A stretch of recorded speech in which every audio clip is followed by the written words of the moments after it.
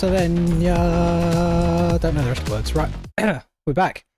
Head of Gamers, welcome back to another Friday. It's been a while. We've had 2 weeks off. We're now on the third week here, and we've got some racing to be doing. We are at Ironman to do. And I imagine I'll get this question quite a few times throughout the course of this stream. But I am on a Husky 450 today.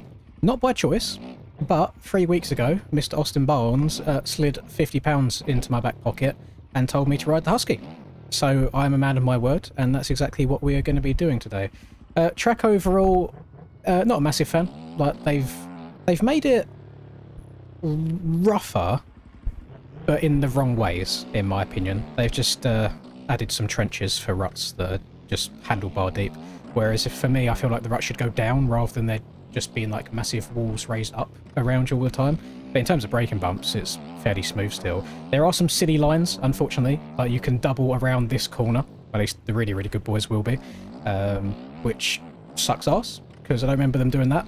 IRL, you can also send the finish line, jump, and then bounce up and over the wall after the finish line, which is also bollocks. It shouldn't be doable. So there's a lot of iffy bits today. A lot of bits I'm not a big fan of. But we are... Let me close this in the background. It's going to make my PC lag a bit. Which I'm not the biggest fan of, but we're going to try and do our best to ride the track like a normal human and still try and qualify in and see how it goes. But it seems to be like same issues every year on this track, to be fair. There's always some weird tracks. Weird lines. To give credit where credit's due, last year people were riding off the side of the track here and then taking off on the side of this to double up and over this next roller, but they've put an invisible wall here this time, so it's not doable anymore. So that's nice. I just wish there was a little bit more foresight on other bits that were doable. Yeet.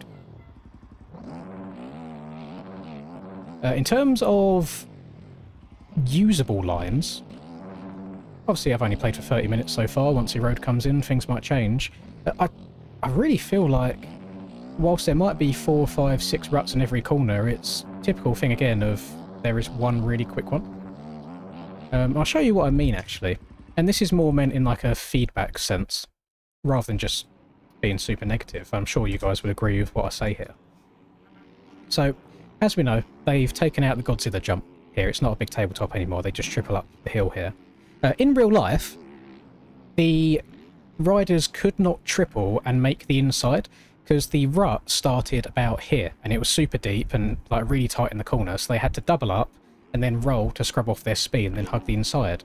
But for some reason, what we've done here is we've made the inside rut not only massive, but also start late and also be really forgiving. So now, really, the only fast way around the corner is to triple up and hit the inside.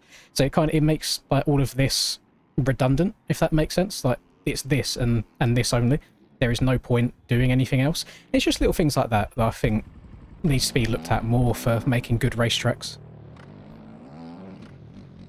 But we'll see how it goes. I'll try and get a bit of a flow going as qualifying progresses and see if I can pick up any lines that other fast people might be taking. But this section's all same as last year, just going inside to outside because there's a massive fuck-off rut around the outside there. Top boys are going to be doubling that, and then they can double up and around here, which I don't think I'm going to try and do every lap. The Husky's lacking a little bit of oomph, and I'm lacking a bit of skill. And then here, I think it's either going to be tight inside all the way around, or all the way around the outside all the way around. I don't think the 3 or so ruts in the middle are going to get much use. And then I'm not sure what's quicker here, because you can double around the corner, and then double again, or you can jump to the outside of the corner and then step up onto that tabletop, and I have a feeling that might be the faster way around, because you're just kind of accelerating the whole way. So you can kind of jump out wide here, take off, slap your front end up, and now you're accelerating the whole way forwards. And everyone's just going to be jumping up here to the inside, get slotted in the massive inside route and step back down. Because the other reason there's no need to take an outside up there is because there's no jump to clear. You know, you are just stepping off the hill, so that's the fast way. I do feel a bit sorry for the 250 riders. This tabletop in the middle here is absolutely huge. Like, if you don't get that corner particularly good, even on a 450, you're going to have to stretch it out. So we might see some of the 250 boys struggling, especially since the TM is banned this week. First week that they're doing that, it's going to be KTMs only. And then you can double up and around here. It's hard trying to keep it on the track. You do tend to drift a little bit wide sometimes. And then kind of got to slap your front wheel up on top of that. I'm going to case this now. You quad this, you try and find a smooth bit to try and stay low, and I believe going outside here is quicker than going inside, just because you stay lower to the ground and you can accelerate more, and then wide open around the outside here. All of these ruts are obsolete because you can just rail around the smooth outside, double up, and then hit the Deegan line over the finish. If you take any of the inside lines, you cannot do that, so that makes that unviable. And that's kind of where we stand for this track. Little bit one-lined, unfortunately. The MTG bows are an eyesore. There is a lot of them. There's a hell of a lot of them over there.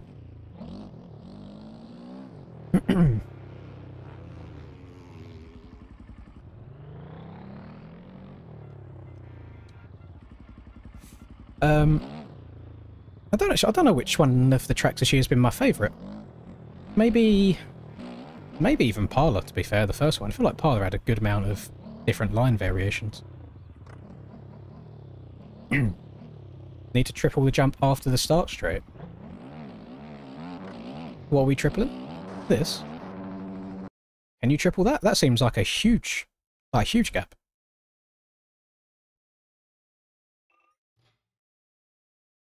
I mean, on this, I know usually like, they have a week, so it's hard to balance everything, but this round in particular, they had 3 weeks, because we had a 2-week break.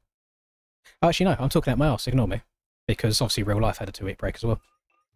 Yeah, no, I get that standpoint, but they're all experienced guys on the track team, you know, they've made some really, really good tracks in the past. So I feel like the racing aspect's being overlooked a little bit these days. Again, I can't make it any better, so I'm just trying to put my 2 cents out there and suggest what could be done better. But I think we've got what we've got for the rest of this season.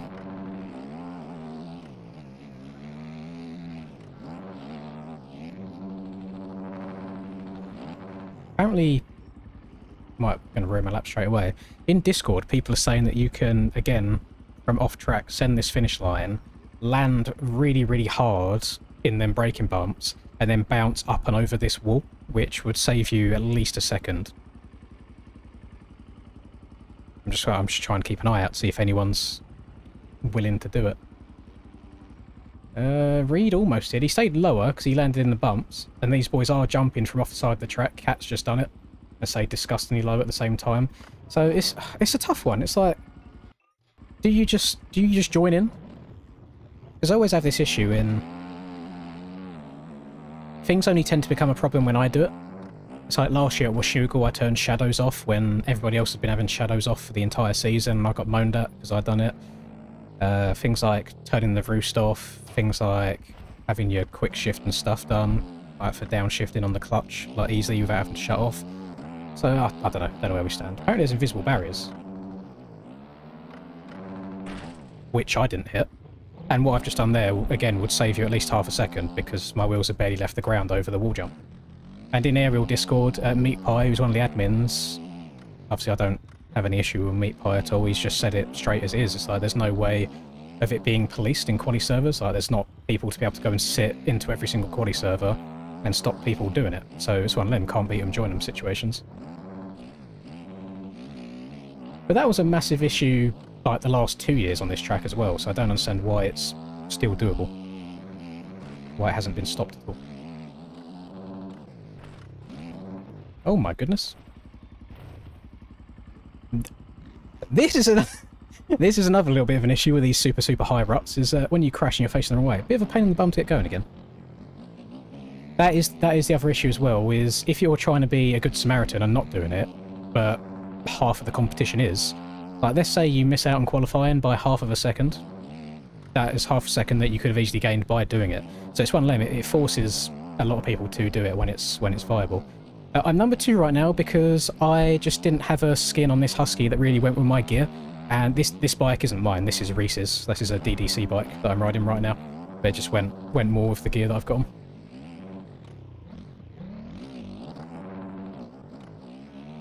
Yeah, I've got no idea what kind of top times are going to be looking like. I've got no idea what I'm going to be getting in this.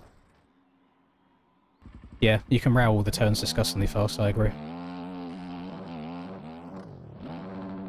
I really do think the solution for a lot of these issues that we've got right now with how fast the game is to make the ruts go down rather than build them up. Because if you crank your bike over too far with a deep rut that goes down, you're going to clip your pegs and your bars and your swing arm and stuff, so it stops people railing corners as hard. Whereas right now, the ruts are deep, but it's from ground up, not from ground down. So you don't really lose any time. You can just crank the bike over as far as you want with no issues at all.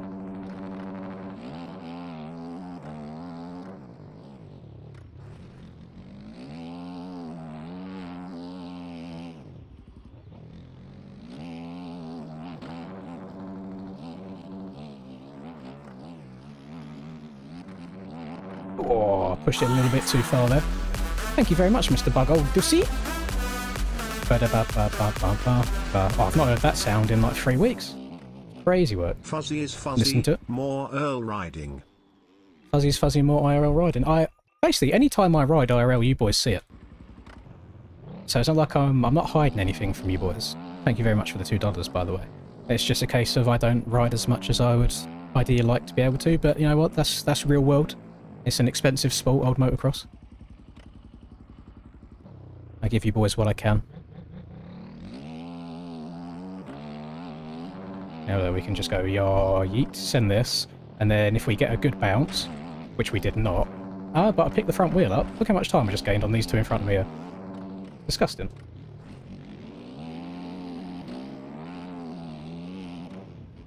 Oh, we've gone a bit deep.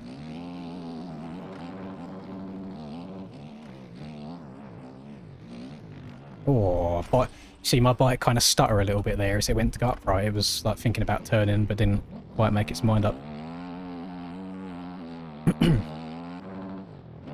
10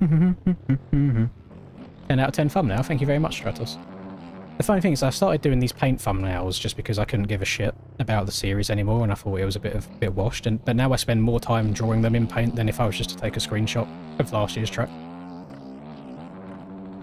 I've gone so far.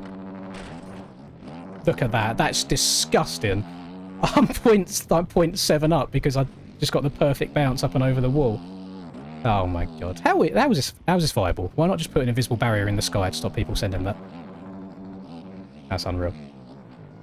I mean, that is the start of the lap. I do have to still try and get around the rest of the track without wadding myself. Uh-oh.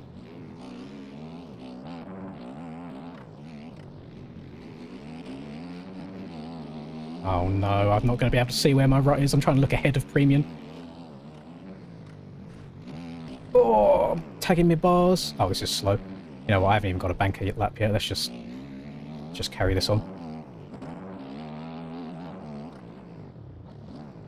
Check up. Slotting the inside nicely. Look how much time I gained. Because if you do anything other than the inside there, you are a fool. Oh. Well, I will say about this Husky before we get into the racing tonight, I don't know how it does in the road, but the back end is quite, well, and front end as well, to be honest, it's quite a slippery bike. Even sometimes if you're fully set up in a rut, sometimes it will still slide out on you out of nowhere. So I imagine that could happen a couple of times to me tonight. Oh, I'm in third, I need to be in second. Oh my goodness! There was a rut there that I couldn't see.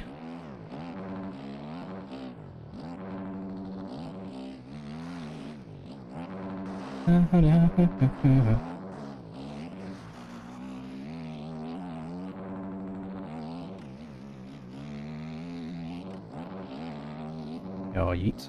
What was that? I think that was a 45. If so, that's my best lap. Yeah, my best lap in testing was a 46.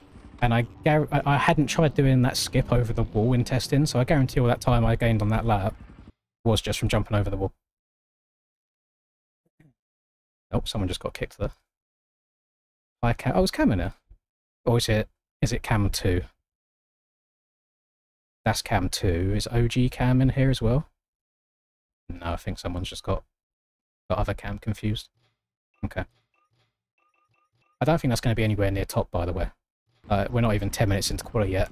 If I was to throw a number out there right now for you boys, I would guess 43s, maybe high 42s. Not too sure. How's the lady after those crashes? Oh, she loved it. She was a little bit achy. What day did we go? We rode Tuesday. She was a bit achy on Wednesday, but already she's asking when we can go back again.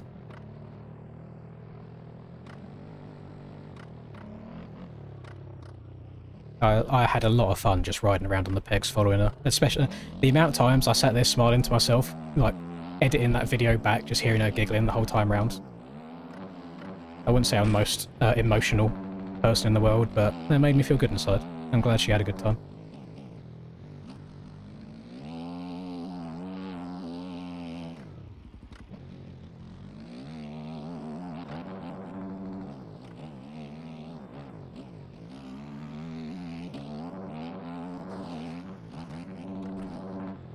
Oh, I got that all kinds of wrong.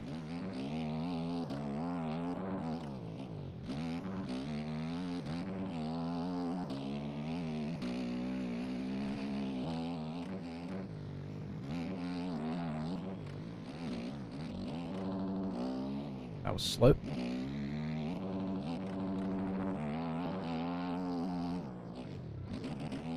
Ah, I've overdone it. Look how much time I'm going to lose now in this corner. Almost a second I've lost in that one right-hander just from not taking the inside rut. This is the bollocks I'm on about. I hate it so much.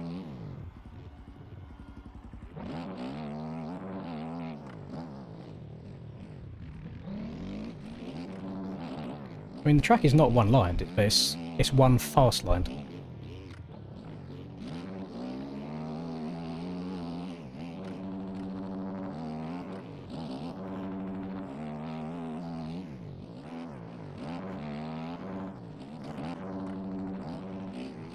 Well, whoever this is was very quick on that far left side there. I might have to give that a go.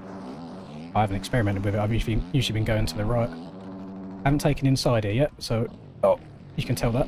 Probably shouldn't have saved that for a lap where I was up, should I? I was up by a second at one point there. I could have been into the 44s. I'm going to have to try that far left on that like jumpy section, because he gained a lot of time on me.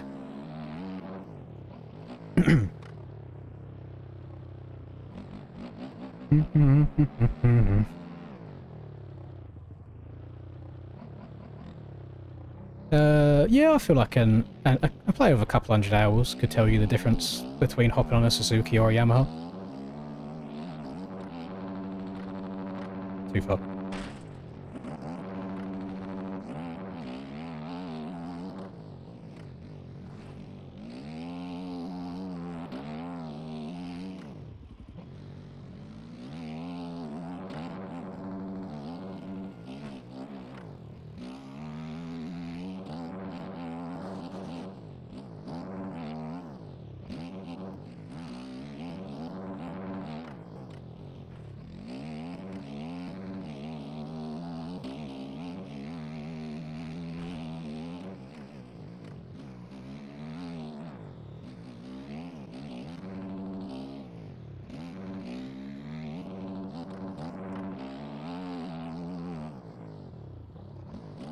Too far again. I feel like I was barely accelerating up that hill.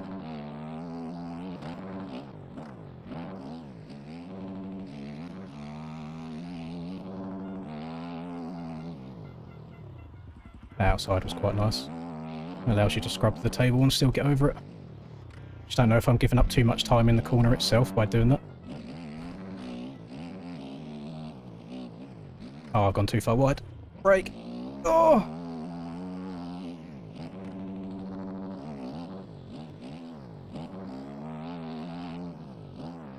Oh my goodness. That was low. That was very low. Might have... It might not count, because I did go off the track for a... Oh, what bump have I hit there? Holy. I lost like 0.4 from that. Yeah, it might not count. I went off the track for a split second. No, it did count. Okay, another 0.4 up. Not quite what the ideal wants from me. Camera and a 42. Yeah, I'm not fucking surprised. Yeah, these boys are unreal. That does not shock me in the slightest. Can anybody... I've got a brain like a sieve, I have no idea. Can anybody tell me what the real-life lap times were around here?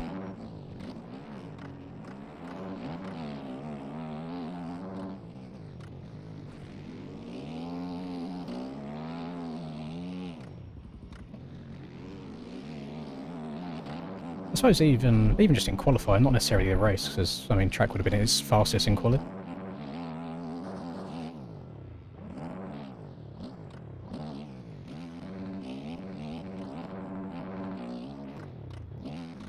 other thing I'm not a fan of, and I complained about this on JV's Lommel from last year's GPs, was when the ruts are very scale-electric-y, so they go for the entire length of a section.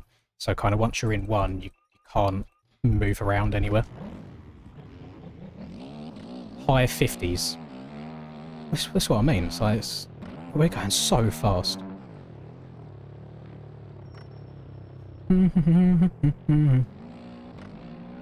I have to scroll up to find your message, Paul. Like, I apologise that I can't reply to everything that you say, but I am trying to qualify right now. It's very hard for me to read every chat message while playing the game at the same time.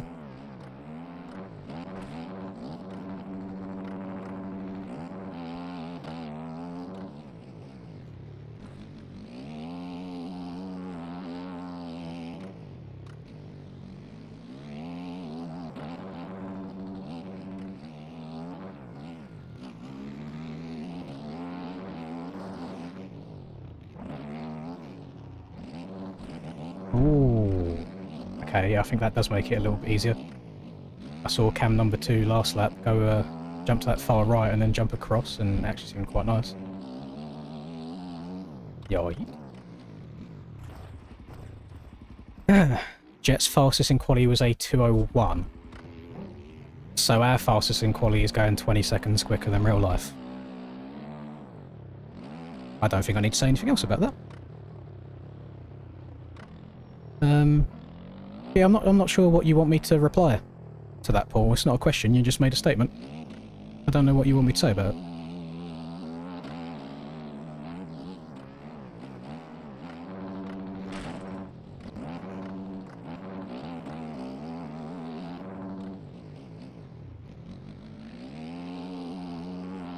You make me a custom bike? No, I have all my stuff made for me.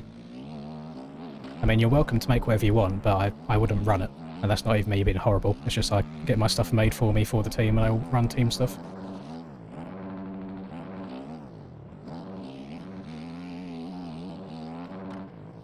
Jesus Christ, I'm a second down.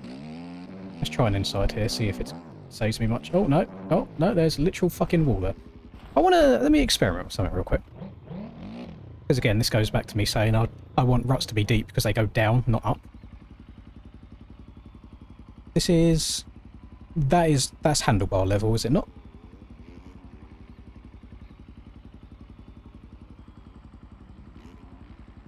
I don't know.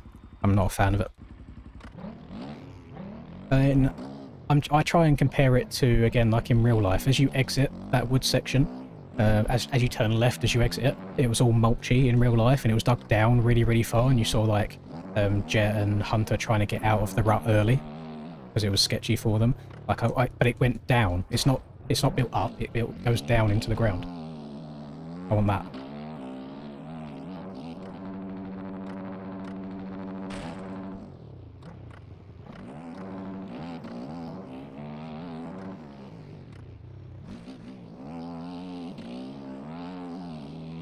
So the issue that I've got there is the right-hander just as you enter the woods. The far outside is the best part of it.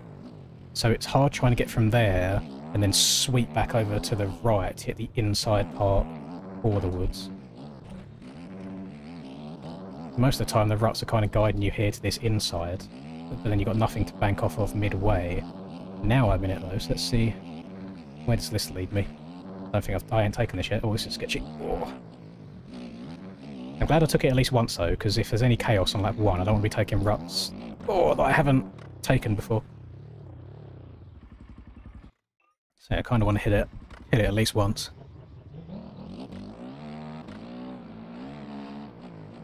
You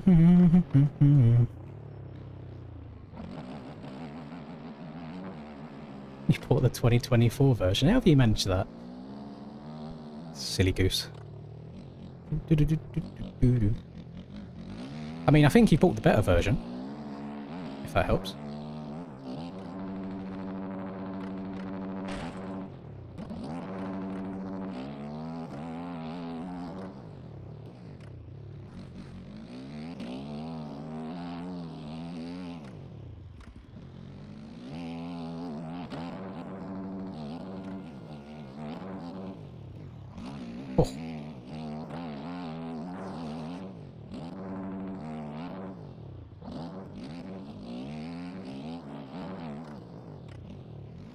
I'm not going to be going for that double in the race at all. If somebody goes for it and lands on my head and they get pissed about it, then put the blame on them. But I'm not trying to do that each lap. If I was on a Yami, maybe, because I feel like the Yami gives you that extra 1 or 2 miles an hour to get up and over it.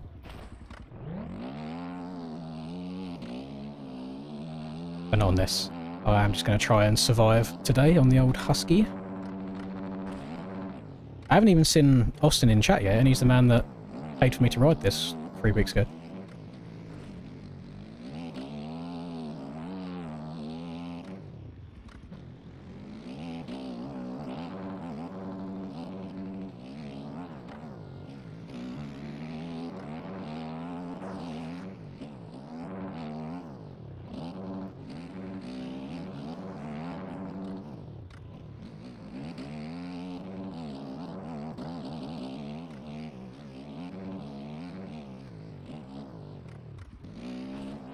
I don't like how it leads into the ruts in that right-hander, though. I'd much prefer going all the way around the outside there.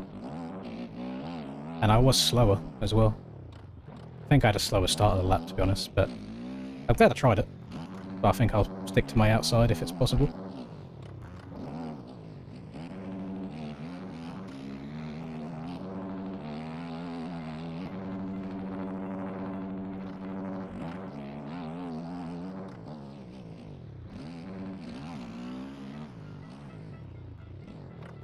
Oh my goodness.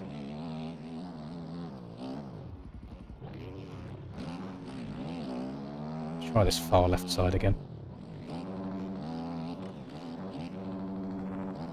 Oh, there's some big old bumps there though. Holy. I think he just took off on the far left of that, so he stayed so low. And then because you're already landing really far left, you kind of open up the next right-hander nicely for you. And I suppose I should probably try something else here. Oh. B-Clay made that inside look incredibly slow in the preview, so I haven't bothered with it. But it's actually alright. I wouldn't want to go tight inside there before the finish. I feel like it will it's just a little bit too rough, but the second rut was pretty damn smooth going into it. And you can still hit the Deegan line, we'll call it, over the finish line from there on the 450. I think I'd probably still take the outside a lot for consistency. But if it gets a bit rough...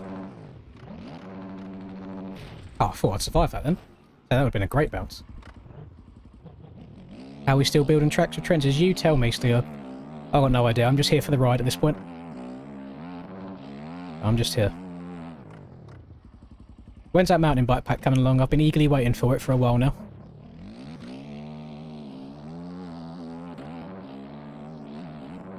It's not even the trenches that bother me. It's being able to do shit like this at the start of a lap that bothers me, but you can't really... Well, you have to do it because everybody else is doing it.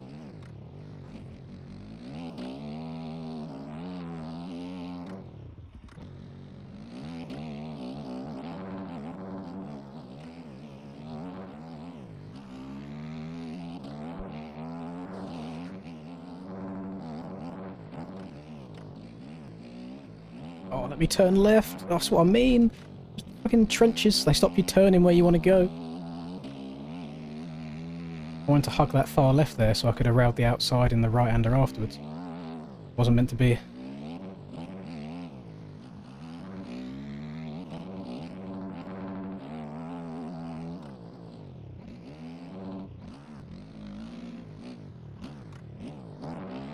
mean, I'm up on my time. It doesn't feel like a good lap so far.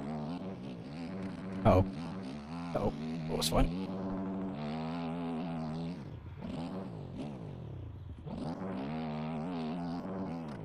Oh, for God's sake. Front wheel was in the rut. Back wheel wasn't. What's this like out here? That's not bad. I'd have to work on the angle of it a little bit, because I've messed it up. It's not terrible. That was terrible. There was no pop for the jump at all there. And then landing all the rough stuff on the far left.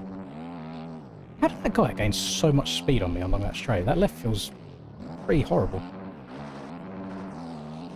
An inside versus an outside here.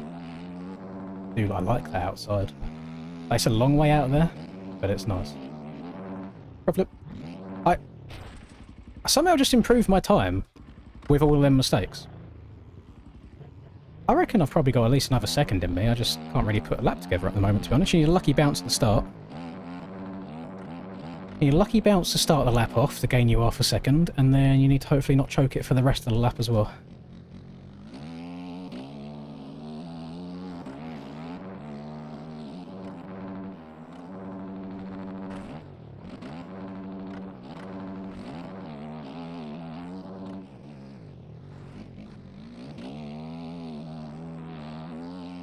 Calling it now, there's going to be a lot of front tucks in that right-hander onto the start straight.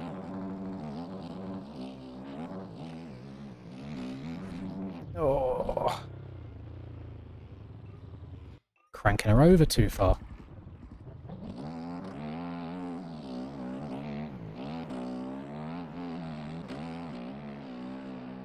Using the school computer to watch, only. Yeah.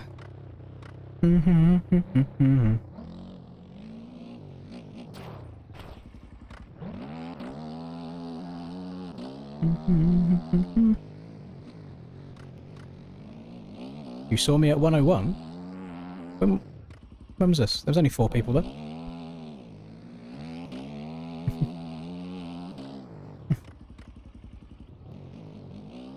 I'm reading chat now rather than getting my line up. Thank you very much, Holly. How do you feel about Ironman this year? I don't like it. I haven't liked any of the outdoor tracks other than ARL so far this year. I mean, the whole year's been a bit of a write-off for me other than Daytona. I really enjoyed Daytona. Oh no, that's not how you start that at all. Is anyone in chat like annoyed about it? This track is job shit. Dog shit. Jesus Christ. Are you lurking over my shoulder, mate? You right? How long have you been watching me for? Ah, I see. You want to say hello to anybody? You might get some fresh glaze after your riding. Might get some more compliments. Oh, hello. You hope so. It's gonna be the old TikTok comments. Just, you shit! Motocross isn't that hard. Stop crashing. You're fucking awful. Why women can't do That's what it. women shouldn't do men's sports. And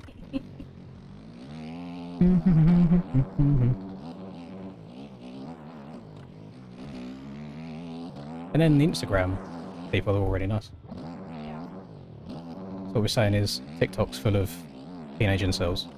Yeah, it's just gone to the wrong crowd. Yeah. Oh, I can't be asked this.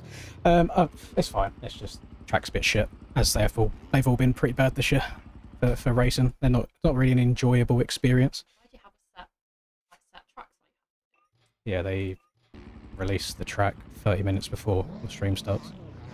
That's the one each week. It's just this year they've been building them in a very strange way. Not too fun, unfortunately. But as you know, this is my job, so I must be here every Friday. It's what pays the bills. It's what pays for the fuel to get you to ride motorbikes.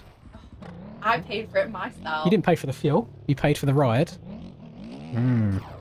I don't even know, I'm lost in the trucks. And they make it so we can jump this far and kill ourselves and get a lucky bounce up and over this jump here to start our lap off, because that's nice and realistic. You went that fast before you crashed. I know. Bounced on my head. I think the rest of them. I mean, twisting the throttle the wrong way is always... Yeah, exactly. Yo, yeet. Life. I think everyone forgets what it was like when they first started. Yeah, because they did it when they were kids. Most Yeah. likely. When my brother first started, my dad put stabilisers on his bike. You do. No. That. You didn't need that, that's true, but you are a fully grown woman. I should hope you don't need stabilisers.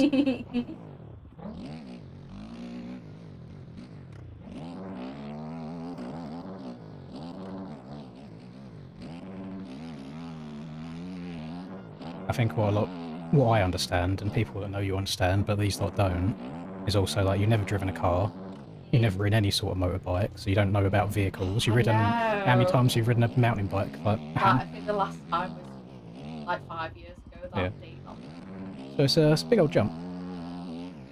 And I enjoyed it. You That's the enjoyed most it. important. Everyone there thought you done good. Honestly, sometimes I feel like, you know what? Fuck you. There's no point engaging with the TikTok people.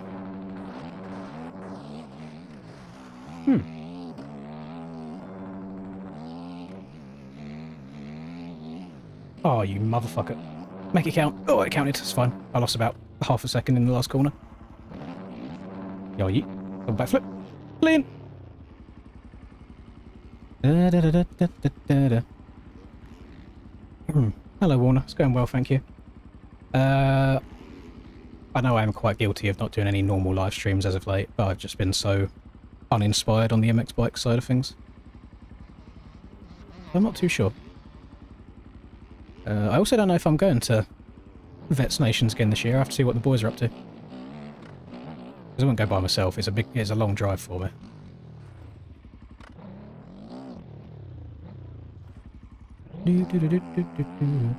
I'll have to check it out on advanced price, to be fair. There's a few videos that I've wanted to do that I've kept putting off, like ahead of that anyway. Like I want to do Cranked again because they've released another trail on there. There's so many shop tracks coming out at the moment, it's hard to decide what to cover. Ah.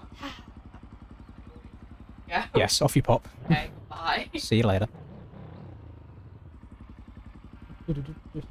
Yeah, never driven a car. She's been in a go-kart. What? Have you go-karted twice or 3 times? I think she's go-karted 3 times. She's ridden a mountain bike. Last time she rode a bicycle full stop, not just mountain bike. Bicycle was about 4 years ago because I took her to like just a mountain bike place. So if you take all that into account, so I think she's done really, really well.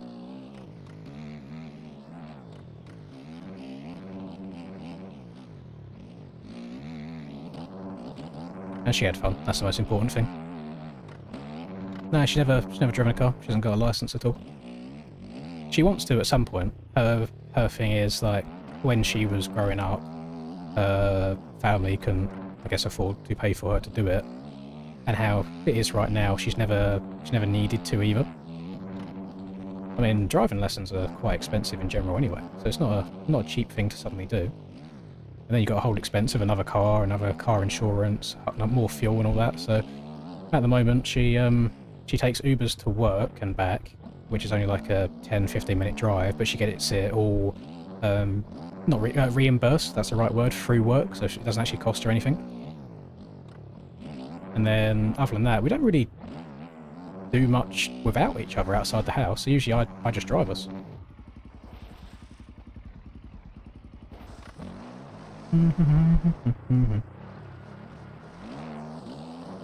Yeah, I think some people were asking why she was on a Varg, to be fair, and I think a lot of people don't understand that you can choose what power the Varg is.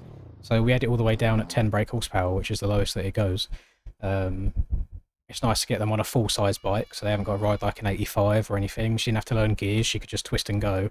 So trying to get someone into the sport for the first time, I don't think you could do anything better than that. I think Stone let his ball tumour have a go at this track. These are some outrageous comments in there. At least I just say that I don't like it. But there's no point insulting people over it. You can criticise people's work, you just haven't got to insult them personally. The thing as well is, so in the morning of that day, we had her going in circles around the car park. So it was just like teaching her where to sit on the bike when turning, practicing getting the leg out while turning, standing up on the straights every now and then if it was a bumpy bit, coming to a stop, pulling away. So the entire day, you might even notice, obviously she crashed because of it, she didn't actually touch the brakes once. She just shut off the throttle and let it roll and come to a stop that way. And I think it is, we take it for granted where we've done it for so long, but trying to juggle so many different things at once is quite hard. So I wanted to limit as many factors as possible. The ruts are 5 foot high, nowhere near IRL. I agree. Unfortunately, it seems like at the moment, the tracks have the idea in mind. When people say we want, because it happened at Thunder Valley as well, people say in the community will say we want the tracks to be rougher, and they take that as okay, we'll make the ruts deeper. But the ruts, they don't make the ruts deep, they make the ruts deep. So they build up, they don't dig down into the ground. Thank you very much, Sam, for the 2. Very generous of you, sir. Done your first ever quali session today, rough track. Yeah, I wouldn't. It's technical in some places because the ruts go on for so long. If any of you are struggling, the best advice I can give you is just to not sit down in the corners, just stand up, because then you won't hit your handlebars as much.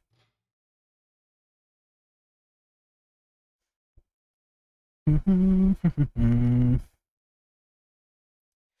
only thing I'll say about so I liked B-Clay's ones quite a lot. I didn't race on them, like all of them, so I couldn't tell you. With Kevin's I keep saying Kevin's tracks.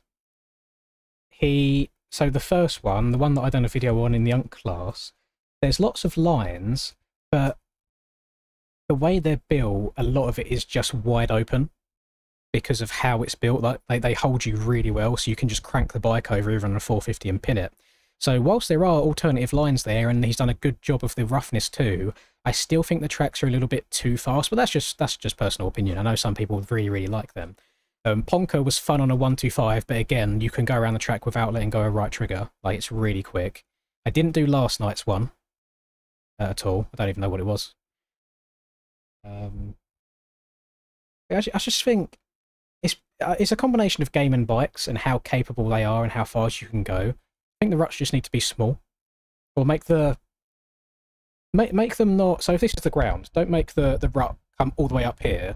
Make the rut come to about here, but then also dig the ground down, if that makes sense. You've not got as much to get your wheels into, but it slows you down and it does still hold you if you get into it enough. Think a 48 flat will make it. Yeah, 100%. 48 will be fun. 48 will be good.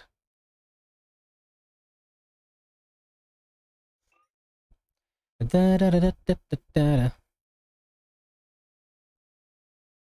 have a look at the Discord.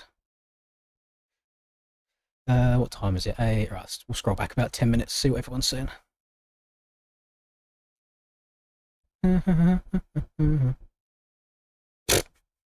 Okay.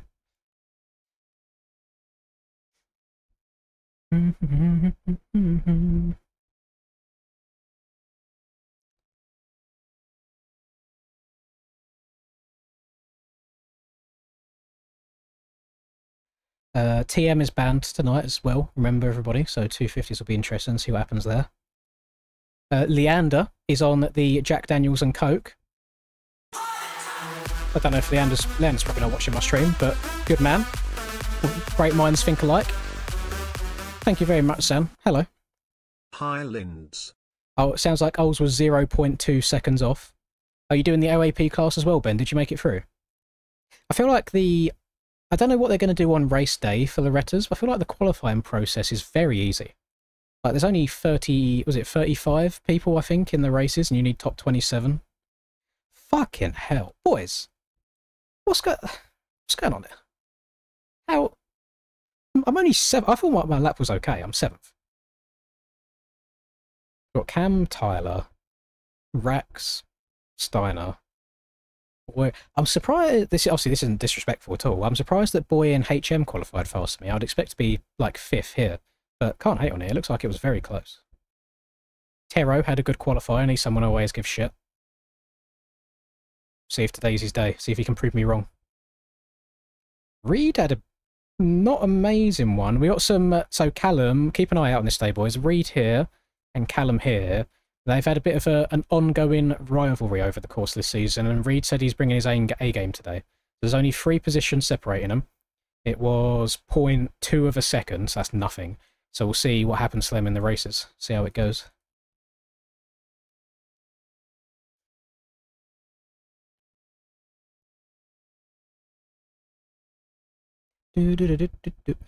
Your hair is safe and secure, Kevin. There'll be no 1-1s done today. Is that who we think it is? Now that that's where am I reading?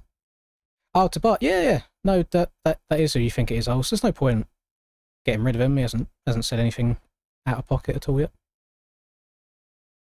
47.5 will qualify you for pro, Dole. However, I do not see you ever running a lap time that good.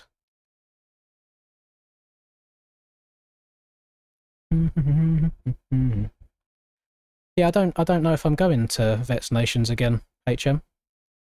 I don't know if I'm going.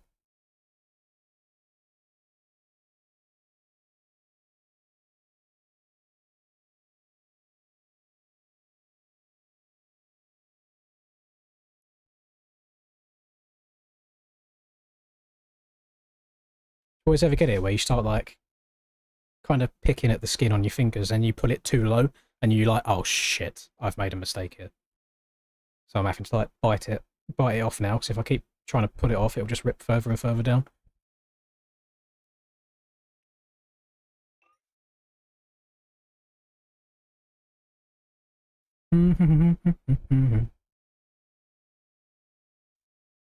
Oh, don't worry, Ben. It's not about you. It's not about you at all.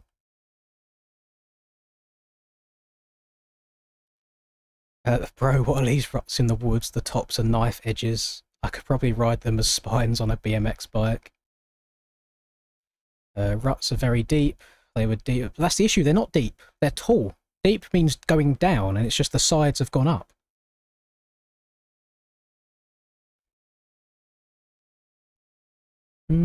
Much rather watch Yellowstone than play this track. That's exactly what Leander's doing with a nice Jack and Coke.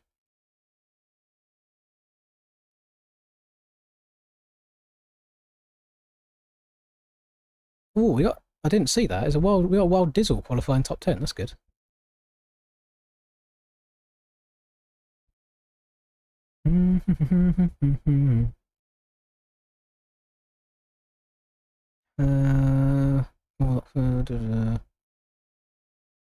That's it.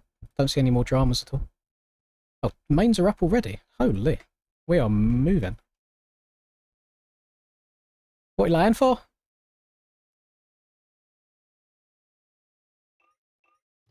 He said that a minute ago.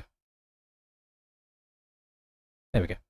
450 Pro Main. Get in there.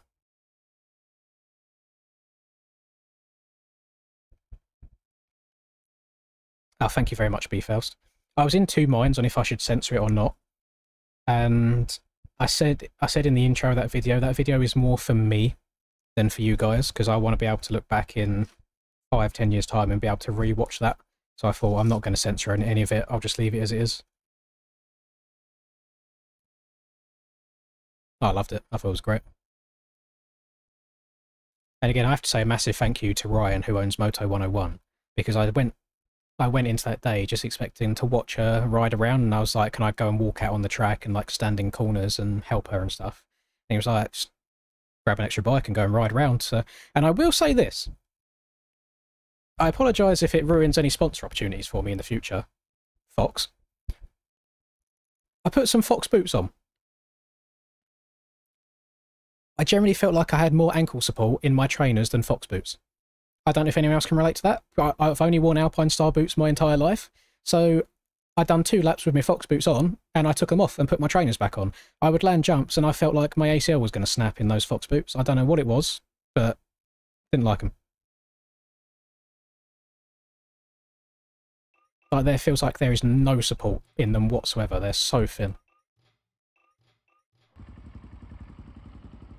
And then also the Fox helmets just feel like plastic. I feel like I could grab it and just pull it apart with my hands and snap it.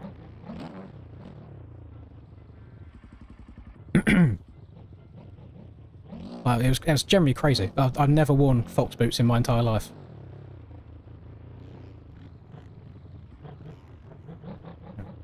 Oh, you're right, Cam. Like, she got so lucky that she downsided like the berm, so it was a soft landing and she just rolled down to the bottom.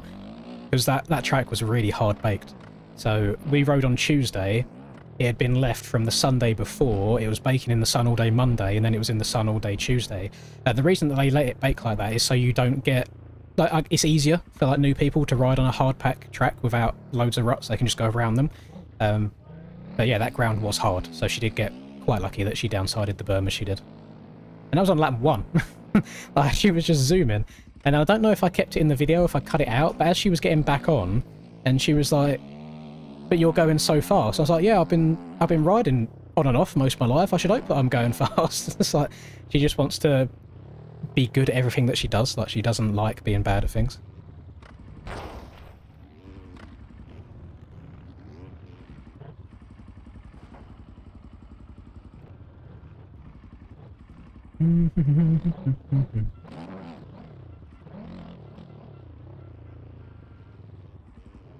How do we pronounce, is it Gurns, or is it Gurneys, or Garns, or Garnays, or Gay Ernies? If there's any Ernies in here that like men, then this one's for you. I know a lot of people call them Gurns, but then I've heard other people call them Garnays. But that sounds weird. I feel like it's Gurns. Gay Ern. Gornay. Garnay. I say Garnay, but I'm American. Oh yeah, I suppose different countries will pronounce it differently as well, won't they? I feel like Gurns is a lot easier one to say. Garnier. Like Garnier, you get the hair on point. Not that I have much of it.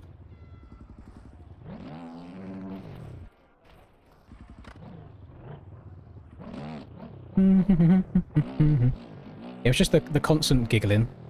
No, I condense all that down into the Instagram/TikTok. For real. And I just love it. So good. Oh yeah, let me choose a gate. That would help.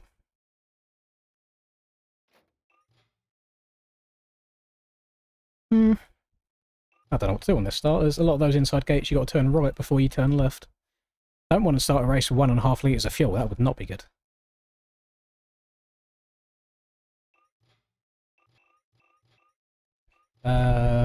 How do you start on the Husky? Because I've done the Loretta's race on the Husky, but the start was concrete traction, not soft soil. So it's a completely different start technique now. We'll see. Try a second. Not in the middle. Middle makes me loop out.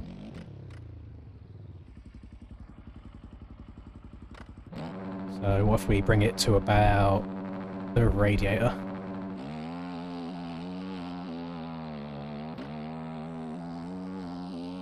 It's acceptable. I don't think I'm going to get a good start. I think the Yammies and the Fantics will 100% beat me into turn 1. We'll see. We'll see what happens.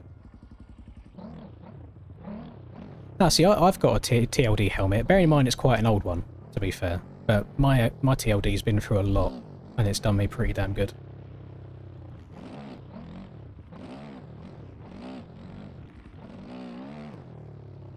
But whatever I get next, it'll probably end up being a 60 anyway, just to complete the FXR ensemble.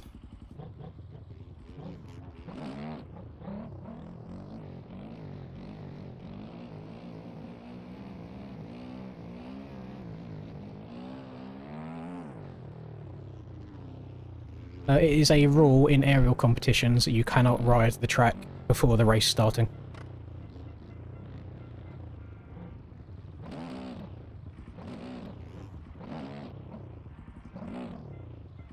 Thank you very much, Ben. Netherlands picked Valandrin over Hurlins.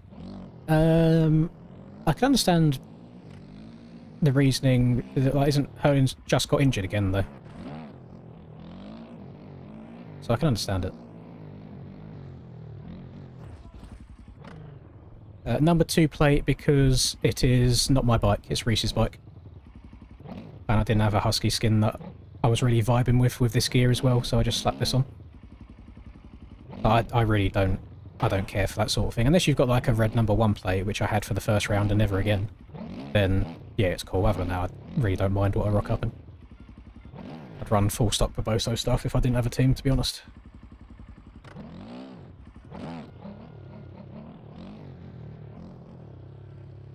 Thank you very much, Rufio. Don't know what to expect from this race. I'm in a weird mind frame for it. We should definitely finish the rest of the drink though, shouldn't we?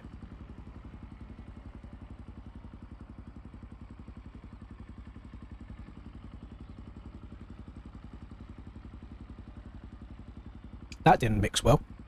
Oh my god, all that was at the bottom. Fucking hell. I may as well just done a shot.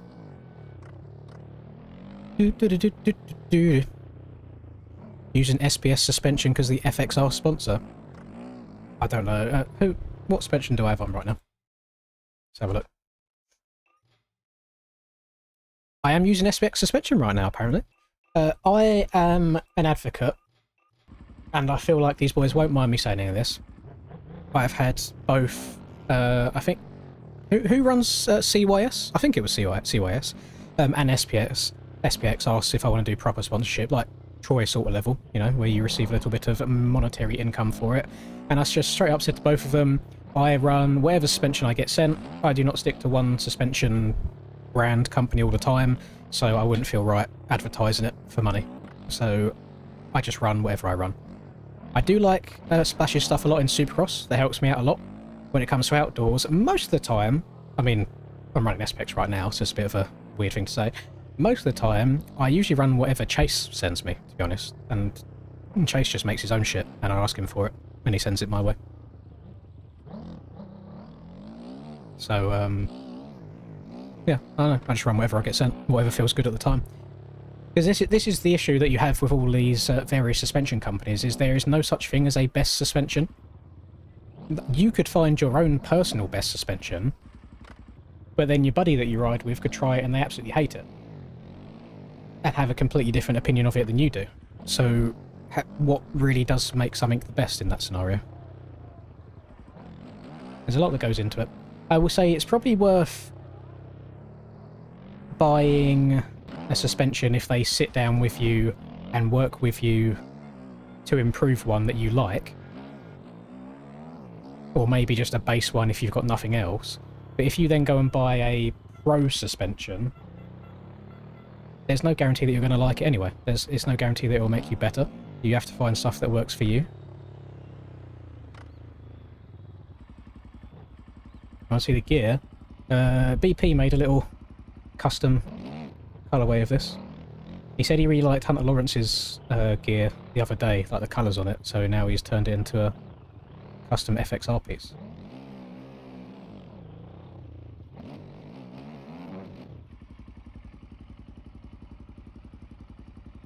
X-Shit uses VPX. See, I've never heard of VPX.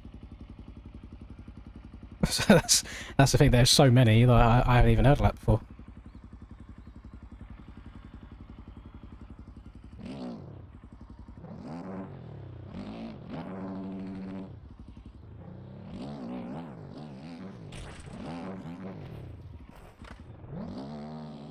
Da, da, da, da, da, da.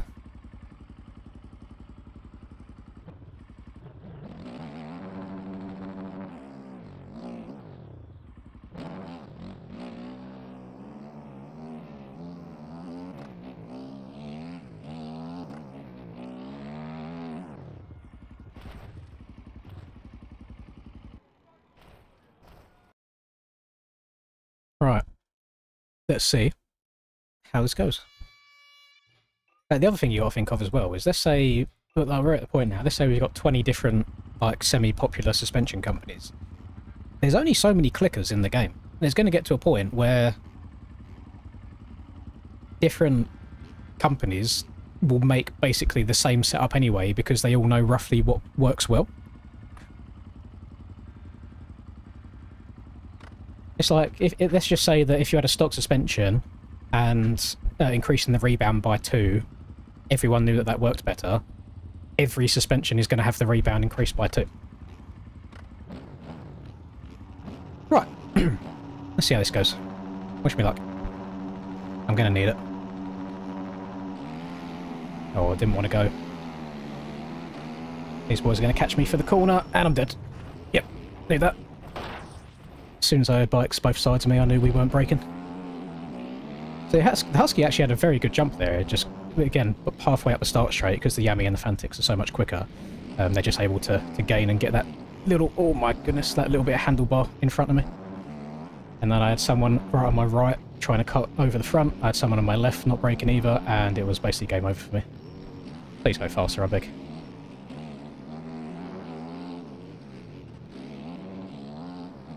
Oh my Christ, this is sketchy. Oh, there we go. Go on, keep bouncing. Nice, placed the wrong way. This is going to be a painful one to come back from, gamers. Reason 75 that you don't make ruts this disgustingly tall is if you get near the top of them, you go yo yeet, go flying. It's a long race though, a lot of time to try and come back. If we can, we'll just go step by. We'll go step by step. We'll try and get into a top 10. Although it's very hard when we've got people running us off the track. Yo yeet.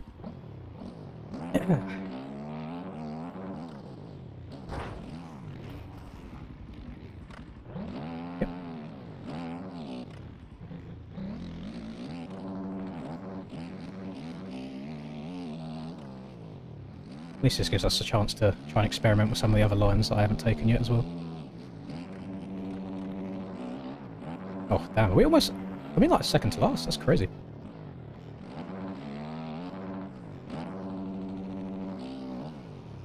That is so slow.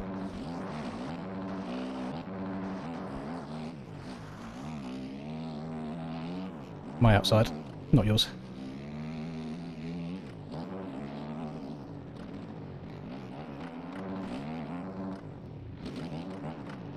Lovely little cross jump. Love that. Fucking hell. Oh, the other downside is if you get a shit start, you're just stuck around the degenerates. It's like, how'd you get around that? Holy shit. Blood went so far left to right. It's going to be a long one, boys. Buckle up. I will take a shot in the dark right now and say we're probably getting lapped in this race.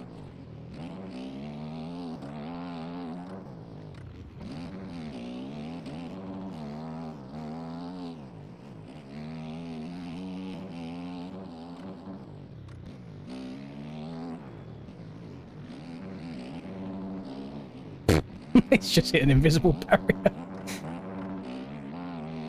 Got a big breezy on my cheeks as well. It ain't easy being breezy. Oh my god, was that Jake in front of me getting hella sketchy down that hill?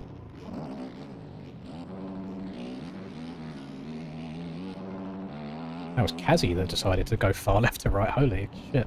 I expected a bit better of old Kazzy. Oh no, it was Dizzle that was getting sketchy. Actually, is it? Oh, it might be Kazi that I'm thinking of. There's two, isn't there? It's very similar spellings. Oh yeah. God forbid I want to try and not take the main line. Oh, Rax is here as well. He's had a stinky start.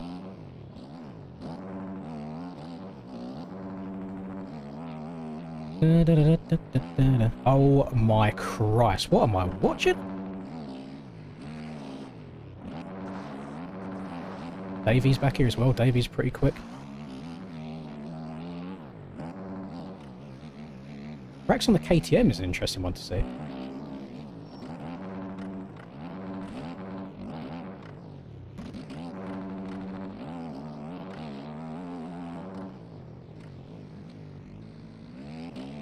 "36 seconds down at the end of 2 laps is it's not ideal.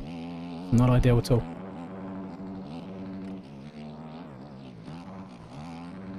Oh, front end's wanting to try and tuck on me. You're naughty boy. You're teasing me.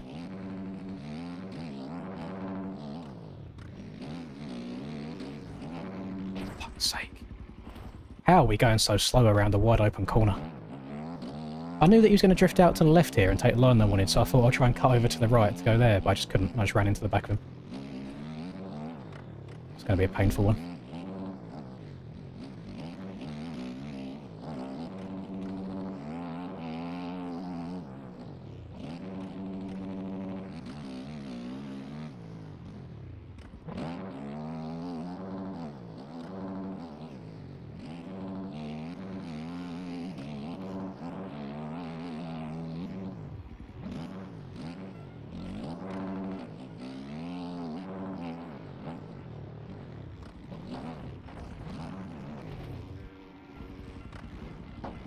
I'm just stuck now. Oh.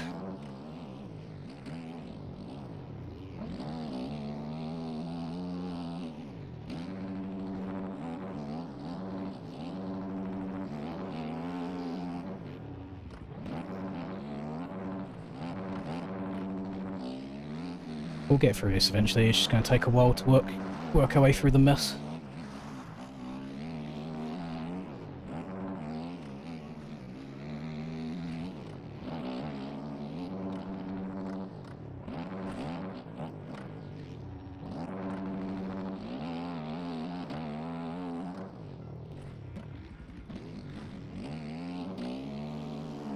Husky front end does get pretty damn loose from time to time.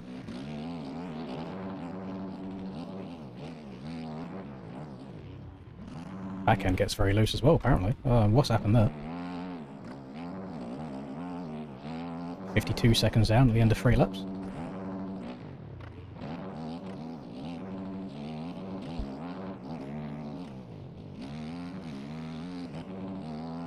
Right.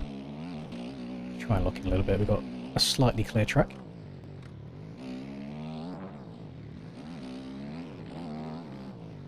Top 10 might still be achievable.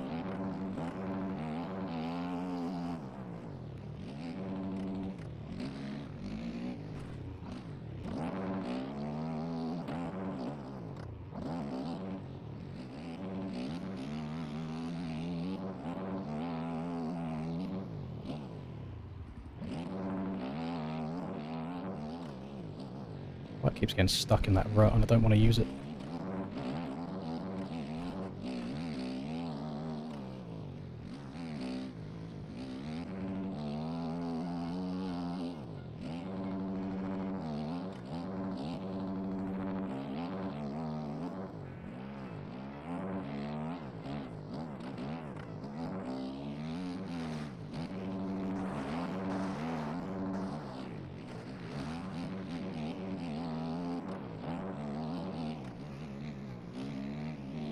Outside's already getting pretty deep.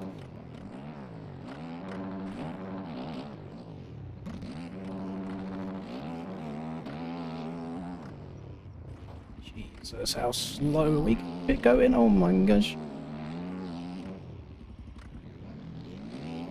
Always get on the brakes hella hard. It's like, I may as well, I'm better off just kind of tucking in and following, because it's like the other ruts aren't fast enough to overtake, even with how slow he's going. And down we go again. Ah.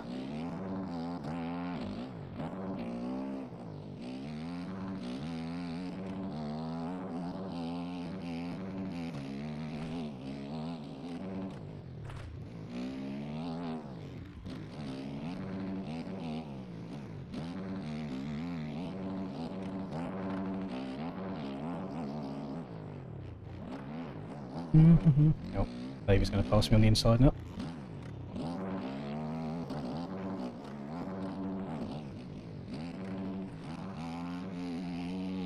Oh, I'm in second. I want to be in third gear. Yeah, yeet. Try and veer over to the left and not... There we go. Not go inside that one.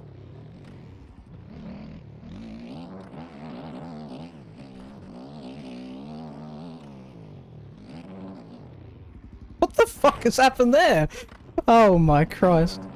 The bike just disappeared from underneath me. Oh, fuck it up. We're a minute down. Oh, boys, this is painful. Yeah, yeet. Oh, state of it.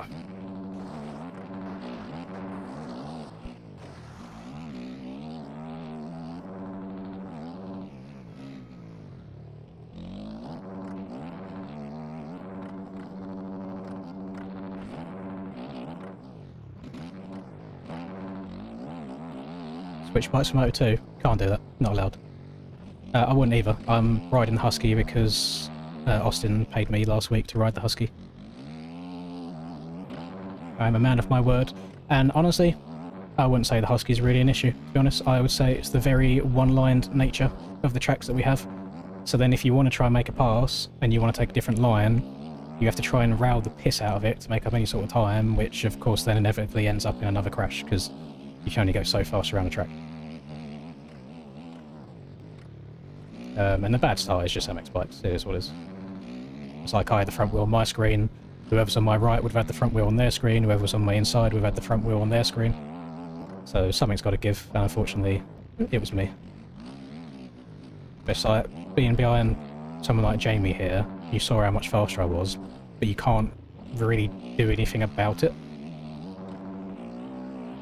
Well, I'm in 4th. See if he still tries taking inside it. No, he gave it up. Nice.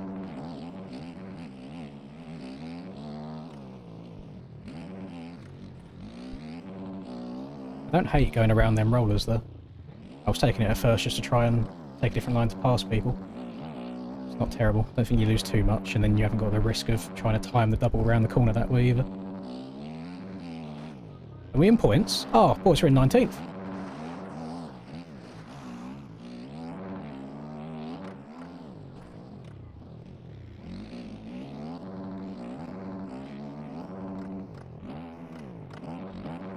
Oh, he's landed it! He either landed it or he got up really quickly from a crash. And he's on X Games mode. I have no idea how far away we are from a top 10, but I have a feeling it's a very, very long way. But I don't think we're even halfway through the race yet. We've just had that stinky of a beginning.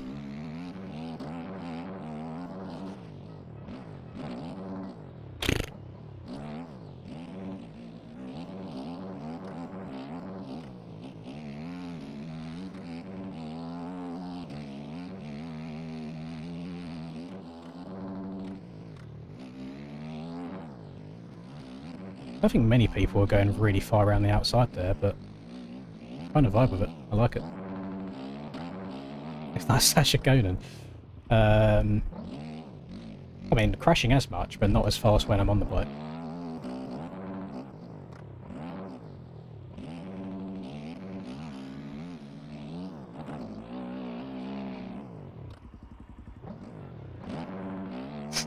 Yeah, we'll see what we can come back to. We're past the chaos now.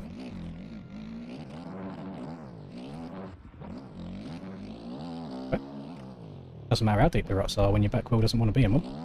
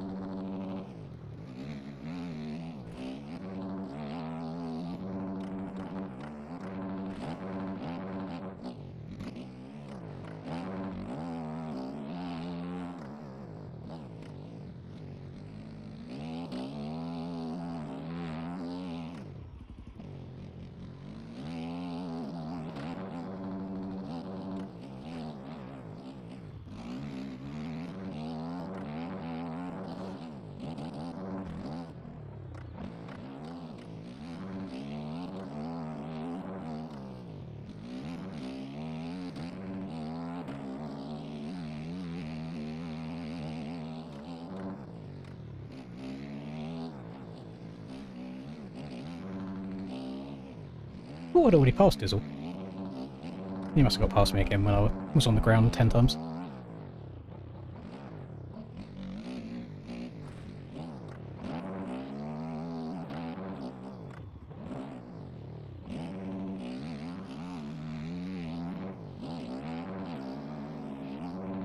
Yeah,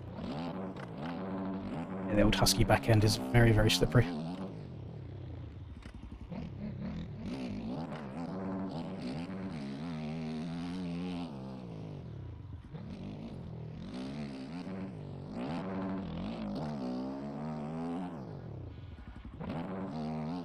Getting the blue flag, but I'm only a minute 12 down, so I think bikes might be lying to me. This was dead.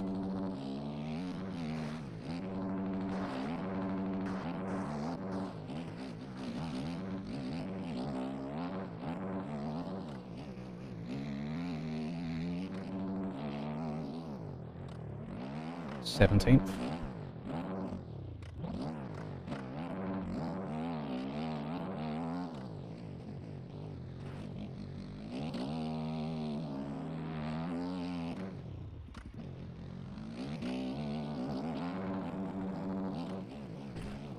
I mean, regardless of on-track position, I'm still losing 4 seconds a lap to the leaders anyway.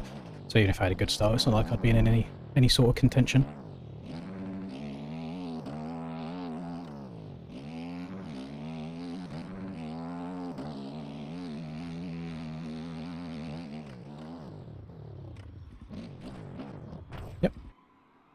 Get near the top of a rut again and go pinging off into the abyss.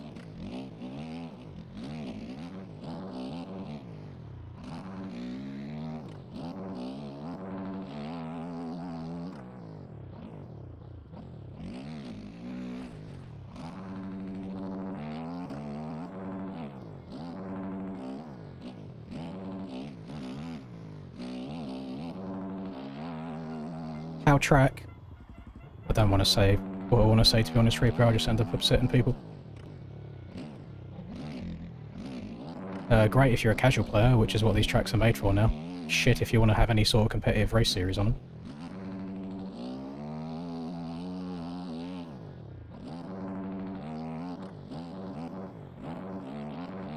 Not ideal.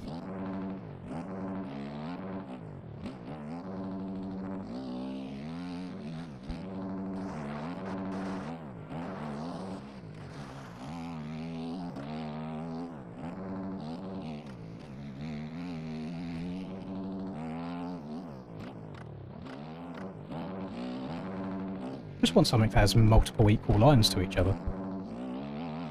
That's all.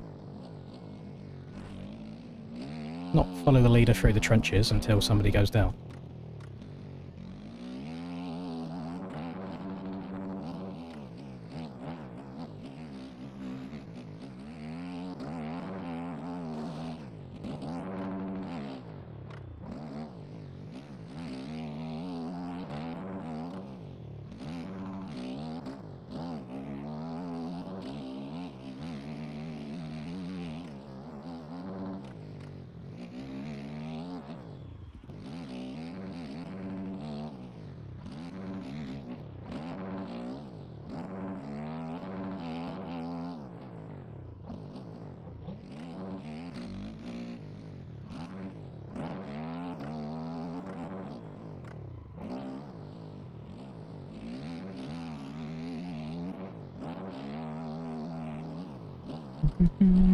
I'm in 15th. I don't remember passing more people unless it's Cuts getting involved. It might be.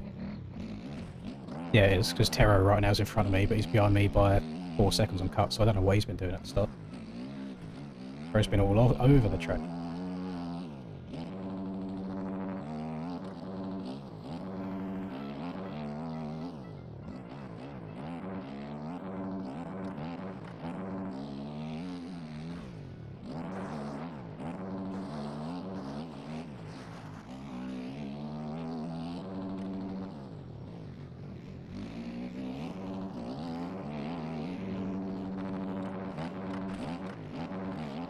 For a little premature taunt there, now they're going to jump past me. What the fuck is going on here? Holy shit.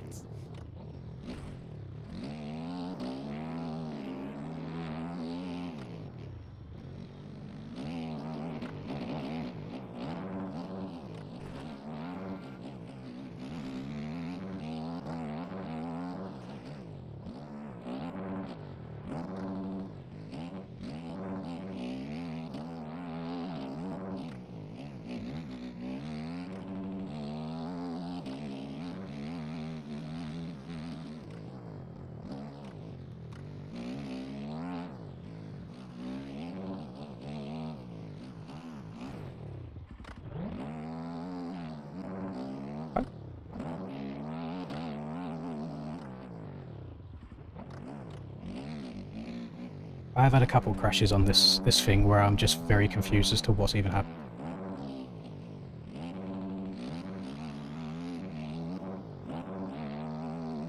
Feels like it just suddenly topples over.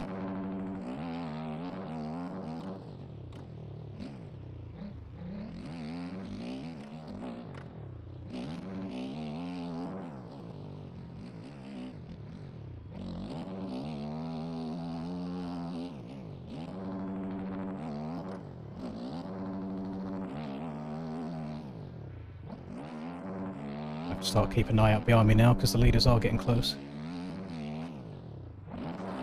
Ooh, I think I should try tripling out of that rather than doubling. Where it's got a bit of a kicker built up on it now, I should be able to jump deeper into the sand.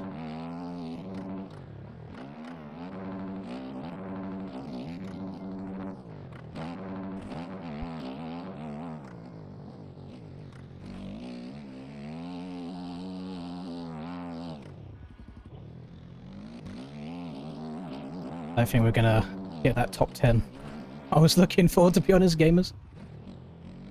Okay.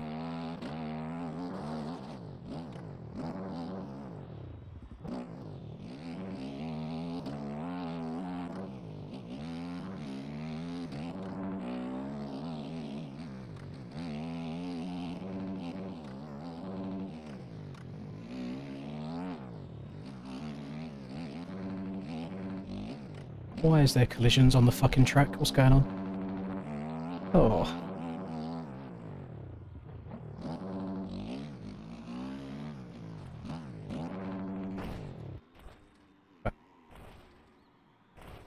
God forbid I miss the 5-foot tall deep inside rut that is the only line that's viable.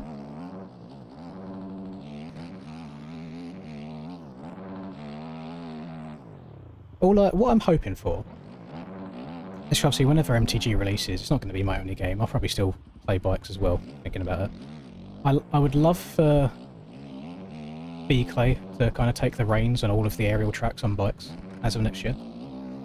Because I don't think anyone can argue that those GP tracks that we've had this year are literally the best competitive tracks we've ever had in the game.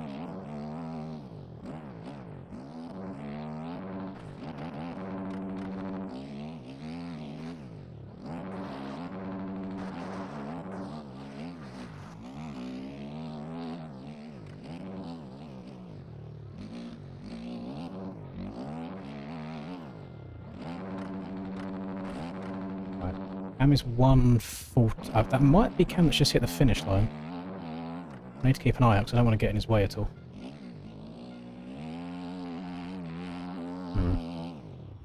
I haven't got my map on. Oh. I'm now getting frame freezes.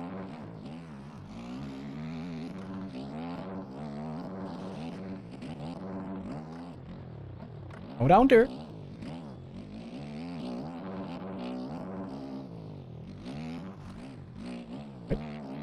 Okay. Do you want traction or don't you want traction? Make your mind up.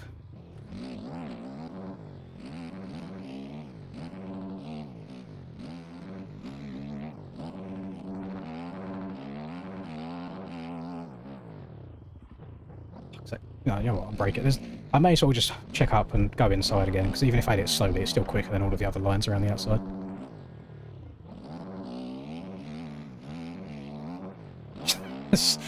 I'll say the state of it. I mean, you can see where the ruts are, where the lines are developing. It's one line. One race line, sorry. 5 or 6 lines, but one fast one.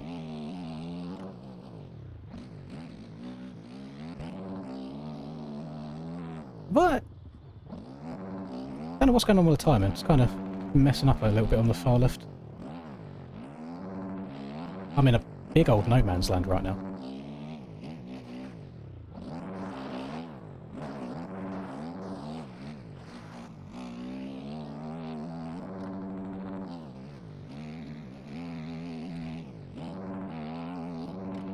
Where's he at now?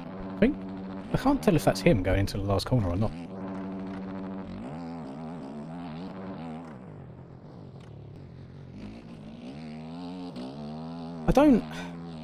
I don't mind the individual tractions at the moment on the bikes. I wish it was a bit more progressive, because it seems like you go from sliding out a bunch on the side of the tyre to then almost backflipping when you get to the middle of the tyre. I wish there was a nice, like, a way of transitioning between the two levels of traction smoother. Oh, Aiden! We're both having stinky Moto ones. Come here.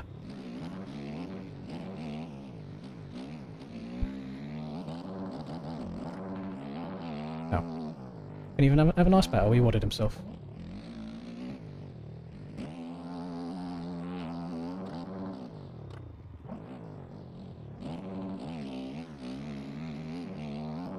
Anyone curious why I keep looking behind? I'm more so looking to see where Cam is. I don't want to be a shit lapper at all.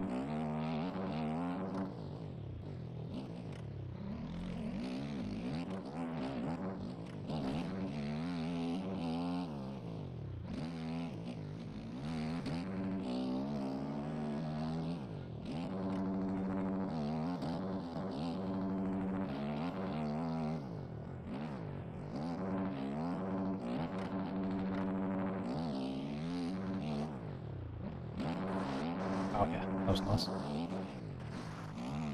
Did have to commit to it, it was a little bit scary.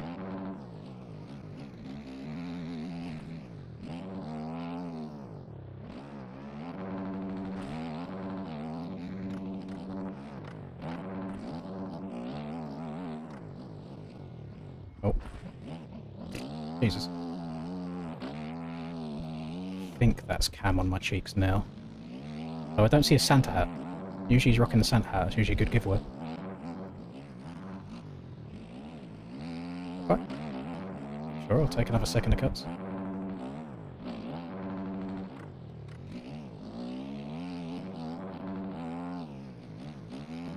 Yeah, I'm getting blue flags now.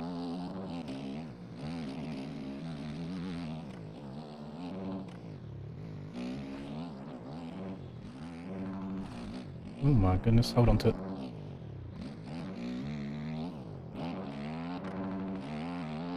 I see a Santa hat. Yeah, Cam's next. Where do I let him by? Maybe the inside by the tree after this next left? Not really close enough.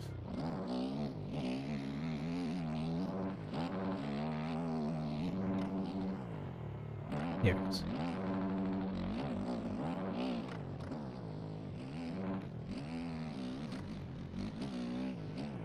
I don't know if this is Aiden or if it's Tyler behind him. It was Aiden! No! That's what I get for being a good lapper. I've lost time.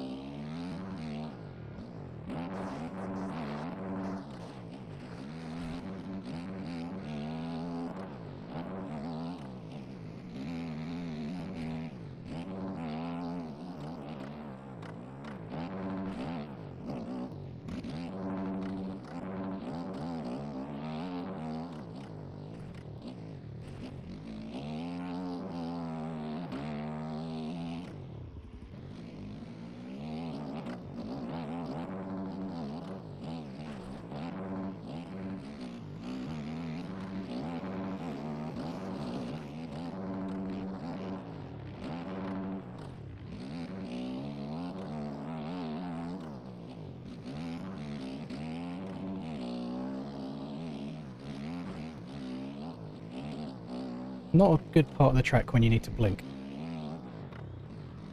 All coming at you so quickly.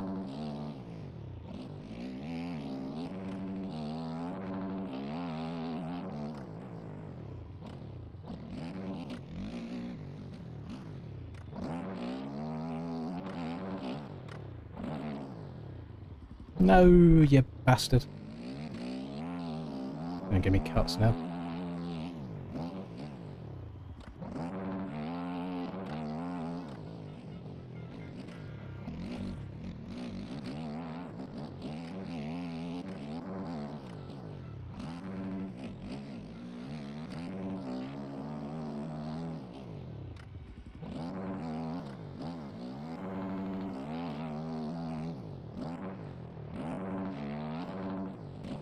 Holy shit. That was a nuts rebound.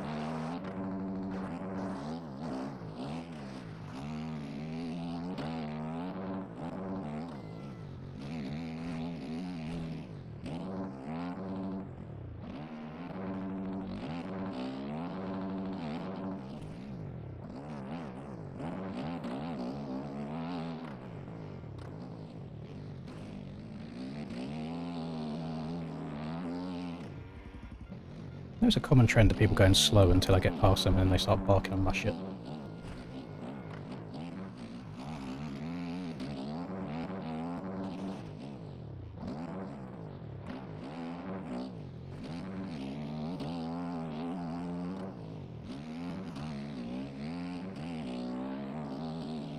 How am I lapping people?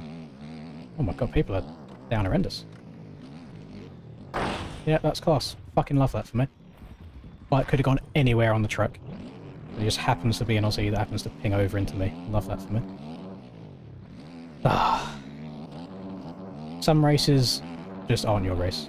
And I think that's a perfect sign of this race.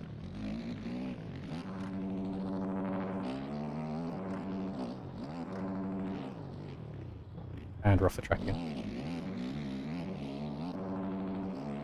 I think I've got loads more cuts than JS7 has anyway, to be fair.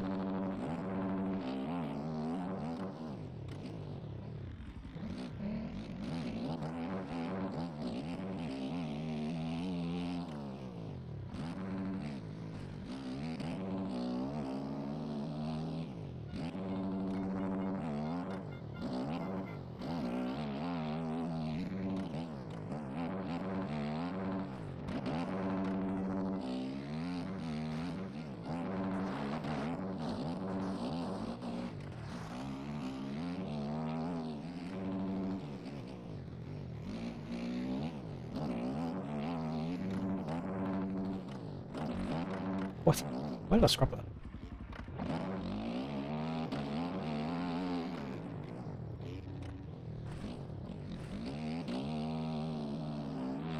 We done.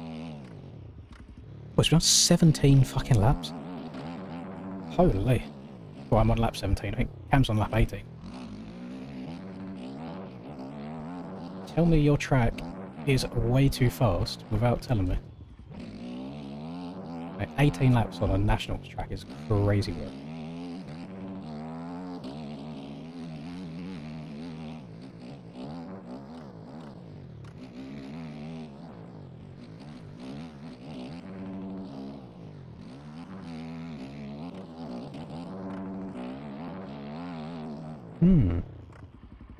MTG tracks feel like that, I won't be able to have fun. But I know nobody else has really had the chance to play it, so you're just going to have to try and trust me on this. If we had this exact same track on MTG, it would play completely differently, because MTG doesn't allow you to go as fast as we're going. Like, you can't get as cranked over, you can't bang on the throttle as hard. You just can't go anywhere near as fast. At least at this point in the game. Maybe when people get really, really good here, maybe. But it would just be so different. I think it's a combination of how these tracks are being built with how fast the game and the OEM bikes allow you to go. Because I rode this exact same bike or on Kevin's track on Tuesday for a Loretta Lynn's qualifier race, and I loved it. I had so much fun with it. But this is... I don't know what's going on this year.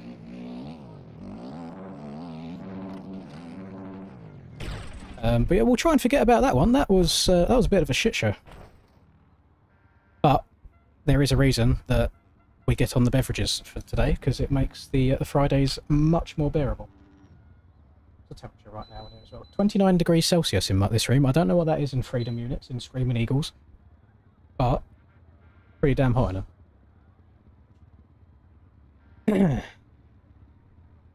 I have no idea what to adjust Rufio, so I won't be adjusting anything.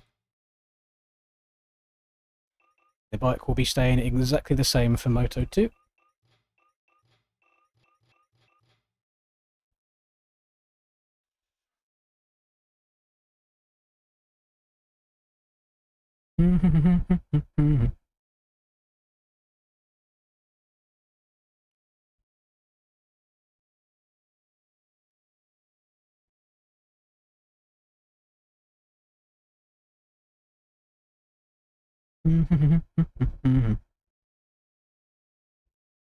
Bro band as fuck. Oh god, what did I miss? Did we have some drama going on while I was playing? Hang on, let me get before you tell me what was going on. Was it someone saying like, "Why are you complaining?" or "Just do this, do that"? Because I've just seen one from JD as well, and I feel like people only pick out the bad bits, not the part where I said, "Oh, it's good they've put a barrier here," or "It's good they've done this here." I know people do focus on the negatives. If you don't like it, fuck off, is the easiest way. But also, if you're wondering why, then I don't think you're much of a competitor. Because, again, we'll go through the full background again. We're doing this 5 years. I know what tracks race well. I know what makes for fun racing. And this isn't it. So we'll continue to say that over and over and over again until something changes about it. If you want someone to just like be overly enthusiastic all the time, even when there's no need to be because it's shit, then just watch other people. But I will not lie to any of you. I will tell you what I'm thinking at any given point.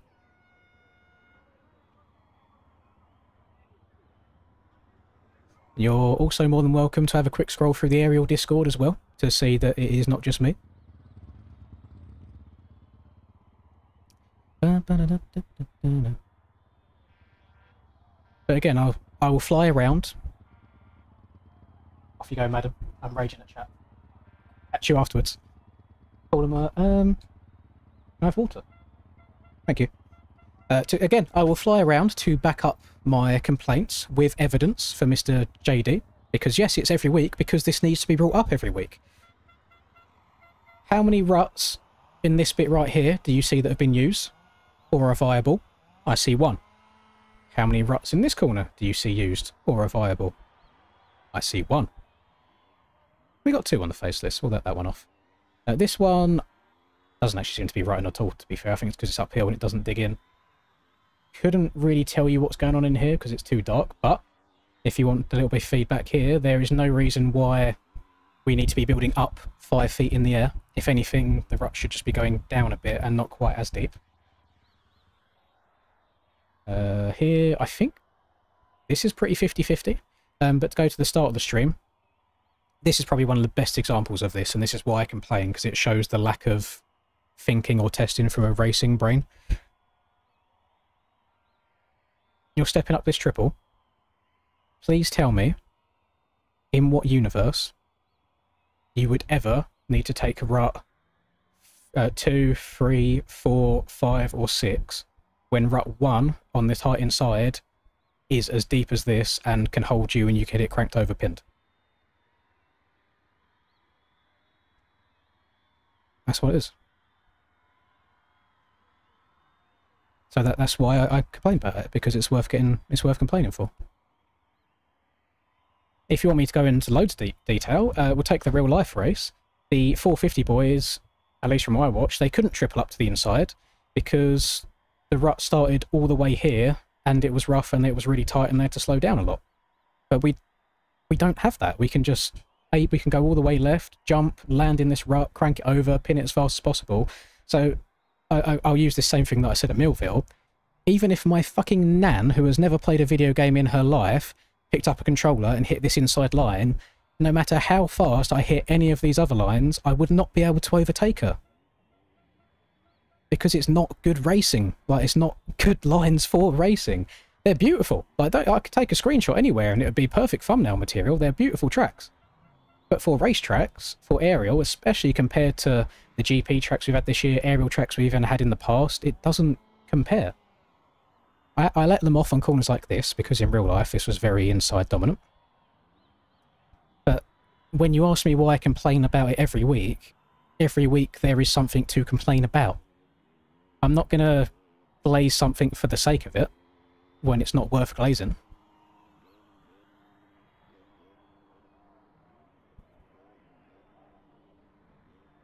Yeah, the start was not ideal.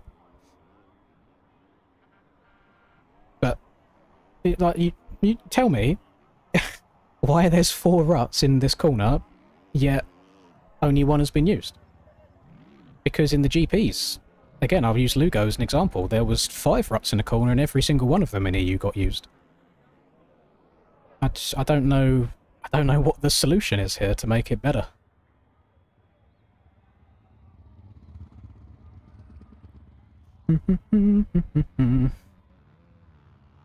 Yeah, I'm not too sure an exact release date for MTG. They haven't given exact days or months. The GP tracks are incredible. Do you want to know what pissed me off about GPs this year? Is because the aerial Supercross tracks were so boring to me. I decided to commentate GPs because I was over the racing. Yet B-Clay, Jesus Christ, B-Clay knocked every single GP track out of the park, and I was so jealous I didn't get to race them.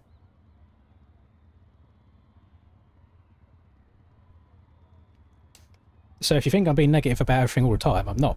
Like, I would ask B-Clay when he wants it sucking and for how long he wants it sucking for, because the tracks that he made for GPs are absolutely insane. I just don't feel that same way about the aerial tracks that we've had, or about the MX tracks we've had.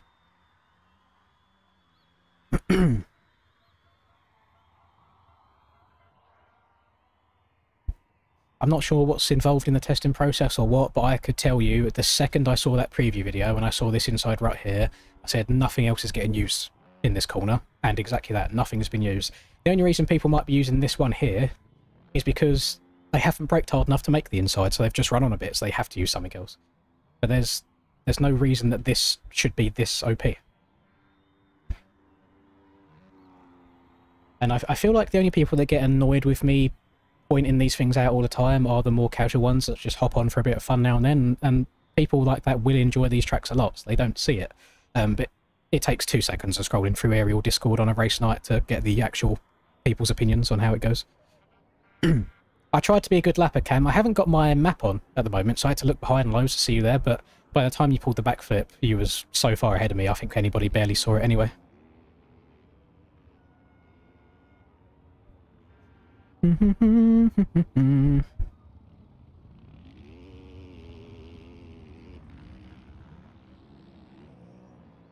You left after a few laps, it was horrendous. I probably, if I didn't stream, I would have generally stopped racing this series this year. Like, if it didn't pay the bills, I wouldn't have done it. That is as honest as I can get with you boys. Like, if I didn't earn YouTube ad revenue from playing these tracks, I would not play these tracks. X. Thank you very much, Alex. I hope you're not going to be my ex. I thought we was booze like that. Who's riding the track, by the way? Breezy! Naughty man. Ban him, get him gone. Get him gone. I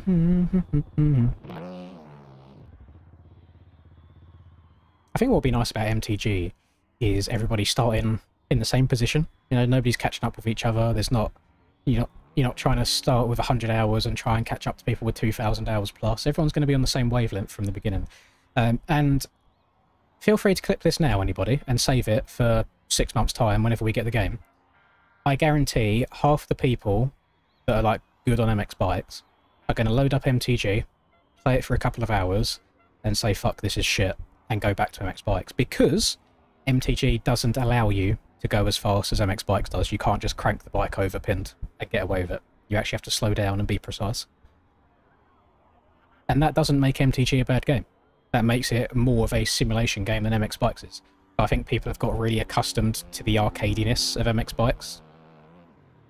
Because you can't argue, like, it is fun when you're not on race days.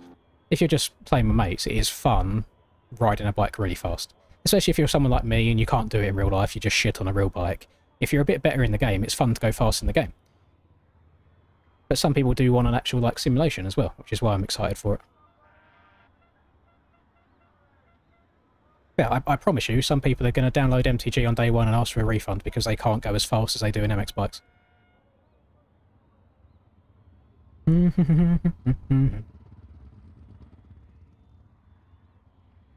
You beat Callum by 1 position and Callum punted you. That's not very nice, Reed. Well, if I don't get sent off to the Shadow Realm in turn 1 this race, I'll try and get a top 10. Because I was in 33rd, I think, towards the end of lap 1. It was not ideal. I think I was a minute behind after 3 or 4 laps.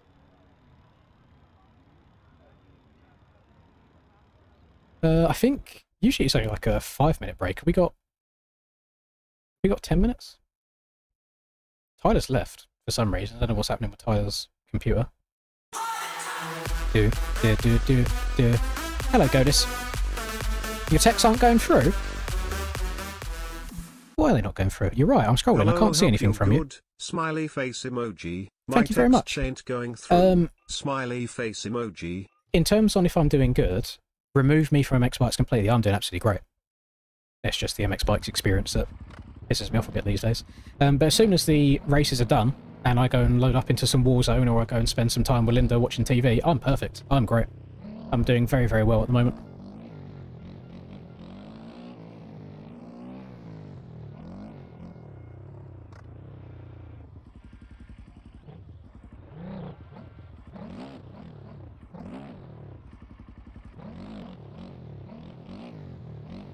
Thoughts on BF6? I enjoyed it. I played the first open beta weekend, but I was getting my shit ran. I think it's because I'm too used to Call of Duty movement, and now Battlefield's a bit slower.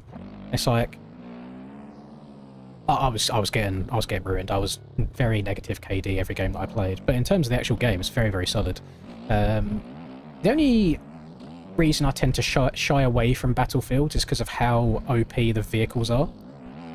So we'll see how that goes this year, but I'll buy it anyway. I'll buy it regardless. My favourite Battlefield of all time was Bad Company 2 from way, way, way back. I loved that game so much.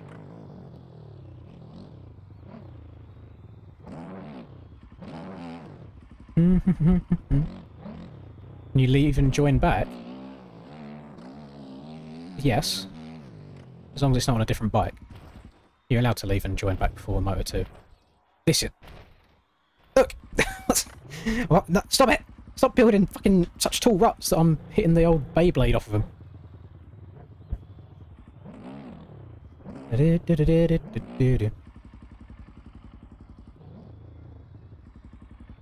used to play Bad Company 2 on your iPod? Really? It was a pretty in-depth game. Could it run on an iPod? Or was it just a special, very dumbed-down version? Yeah, I really liked Bad Company 2.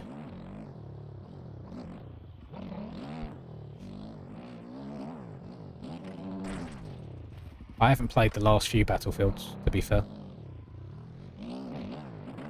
So I've probably missed out on quite a lot.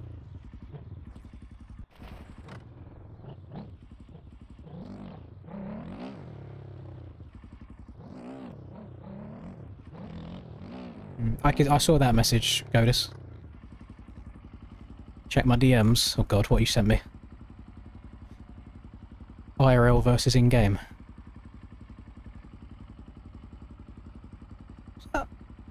Was that picture taken at the end? This, you know what? Godis, I hope you don't mind me showing this picture off, because it's got other chat in it. You know what? We're going to show this. This is to back up my point. Again, for those of you who think that I'm being negative for the sake of it, this is the corner I was pointing out, saying why is the inside so OP compared to the rest of it, and for me saying that the ruts need to be dug down rather than being banked up really high because you can get your bike cranked over so far.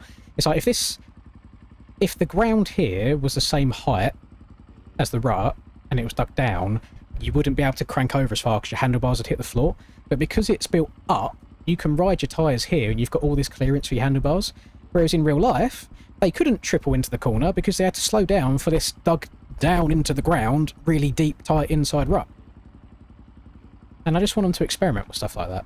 I know it doesn't always work amazing in bikes, having really tight, narrow ruts, but a bit slower than it is right now. I tried Siege once on PlayStation. I done one singular game and didn't like it. I do, however, also have it on PC. I've just never bothered to install it.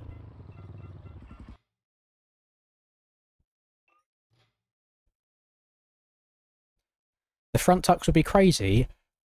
Yes, but only if you're trying to hit them at disgustingly fast speeds. If you took your time and followed the rut smoothly, and it slowed you down as it was meant to, those front tucks I don't think would happen as much. But I think it's the whole community's opinion now that slower equals shit, and as fast as possible is the way to go. There is Pro-Am today. I believe they go on at the same time as us. I think. I could be 100% wrong in that.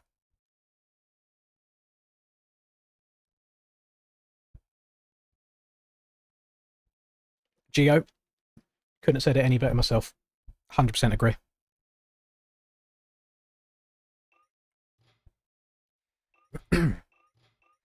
Yeah, so I haven't experienced any erode or ruts in MTG yet. I've just got the one kind of Supercross track that you guys have seen all the leaked gameplay on.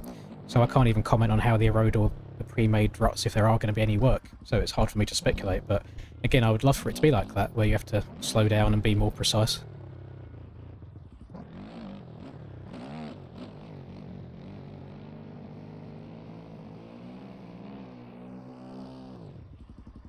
Cam 1, Moto 1, yes.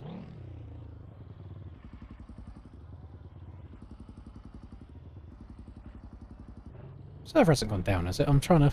Usually there's people riding around. Oh, no, there we go. We good. Oh, perfect timing. Race 2.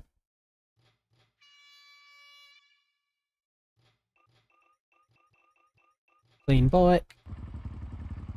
fresh tyres. I'm running 8.5 litres for this. I had 9.2 for the last one. I had almost 2 litres left at the end. Where did we get in the last one? 13th or 14th? We'll see. See how it goes. I haven't got a rider on the bike yet, but I think other people have further along builds than me.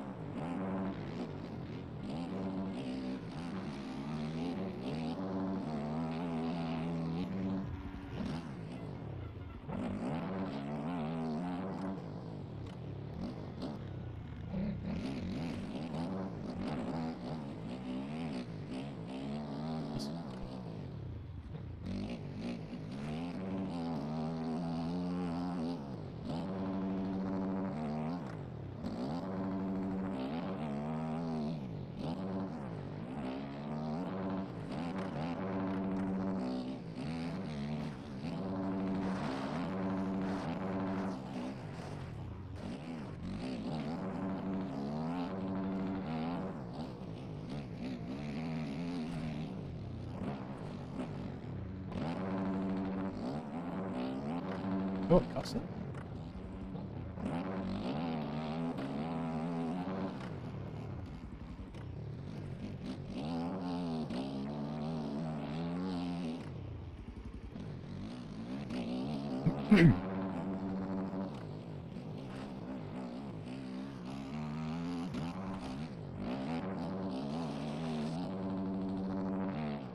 Crazy holes forming.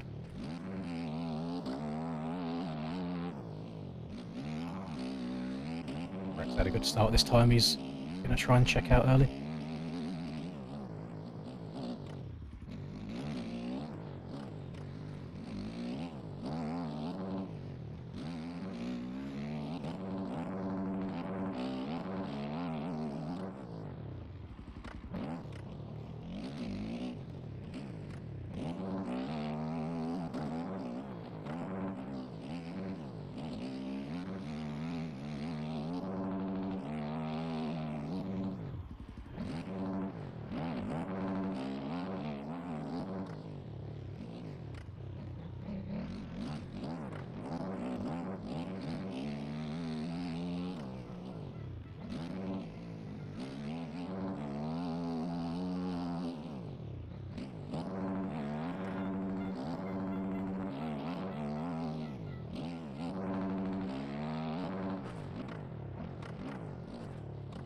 Oh, for fuck. The amount of times this happens where my front wheel makes it into a rut and the back end just doesn't end up grinding the berm.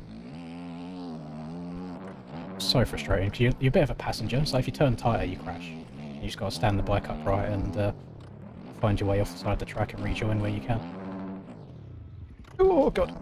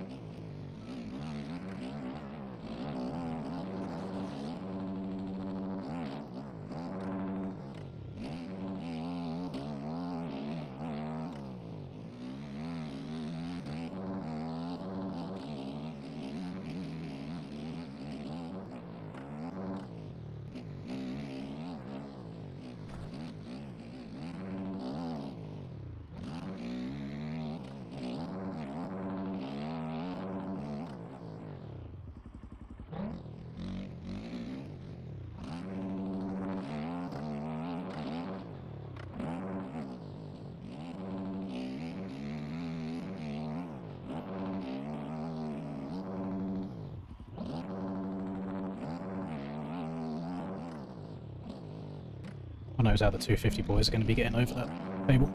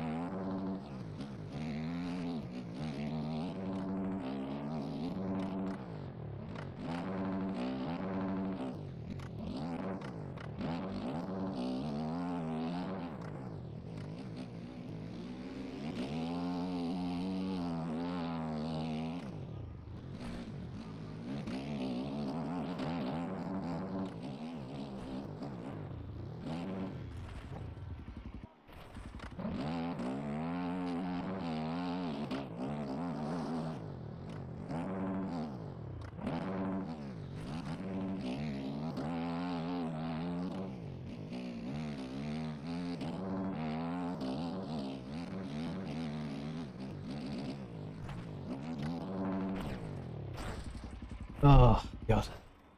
Just them. Why? Okay. You guys can see my button inputs. You could see when I started spamming to reset, it had to do a little 180 at the end to make me face the wrong way before it would let me. Getting hoed. Getting fucking hoed. I'll say before the race ends, what a difference a good start makes to the rest of your race. You're not stuck going shit. But it seems like now we have to take different lines because the road's got to a point where it's like an atomic bomb's gone off in the main rut. So I guess it's like, it's a good thing that we now have to change. But why could this second rut that now we're having to take because the first one's fucked not be a viable one in the first place? So then the main one doesn't get as fucked, if that makes sense. Because the reason the road gets so crazy is because you've got 30 people taking the same line lap after lap after lap.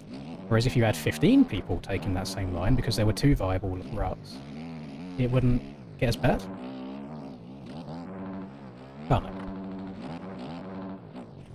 Oh, shit. Oh my Christ, I have all that back. 2 skill issue crashes last lap. Second one, I feel hard done by, because the bike had stopped and then it decided it wanted to do a little extra 180 at the end of it. Yeah, that's about 10 seconds at that, which is no bueno.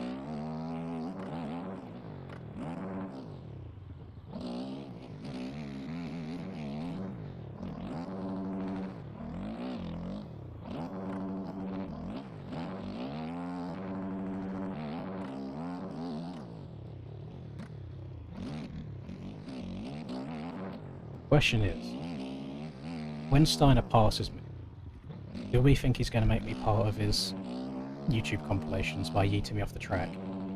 Or do we think he's going to be nice?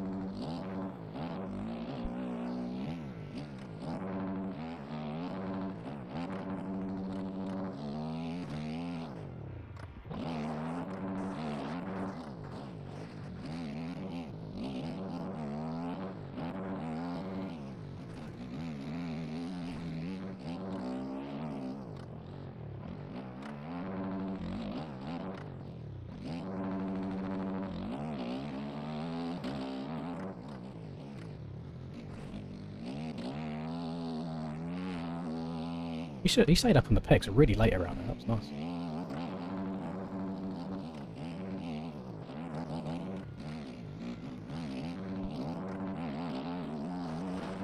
Oh, again with Smith grinding. Front wheel made it, back wheel didn't.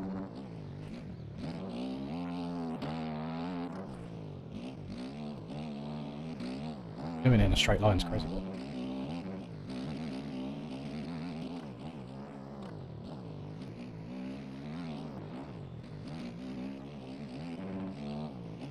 Boom, he's zooming. I'm dead. What a shit place to crash. Alright. We'll sit and wait for a second. We'll look at the timer at the top left, see how painful this is going to be. 10, 11, 12, 13, 14, 15. Nice.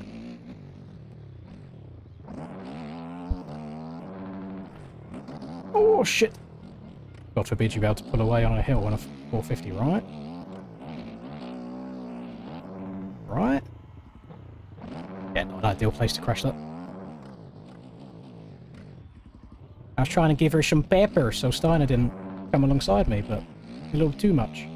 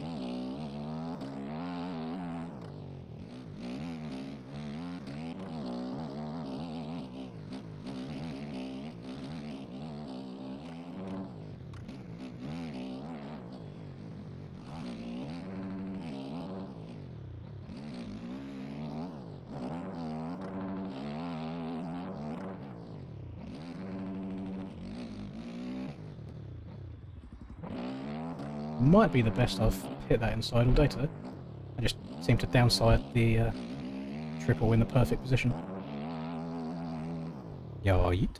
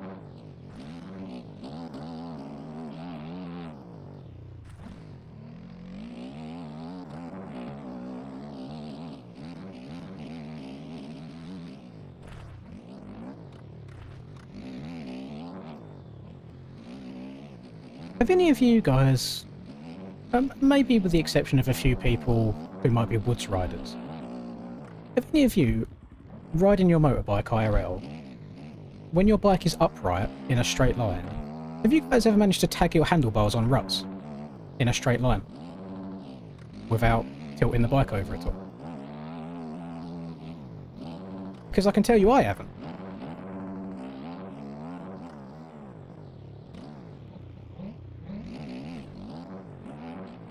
It usually kind of tapers out when you get to about swing on deep because you physically can't go through it anymore.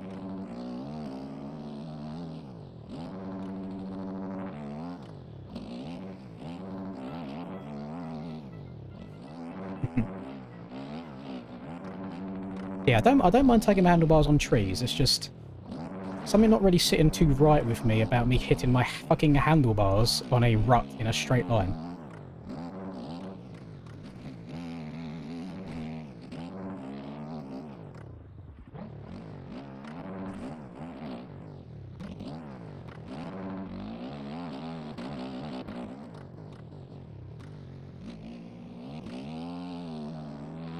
Western Beach Race Dunes, that's a good shout. That's a good shout. So what we're saying is Ironman wood section and Western Beach Race sand dunes, basically the same thing.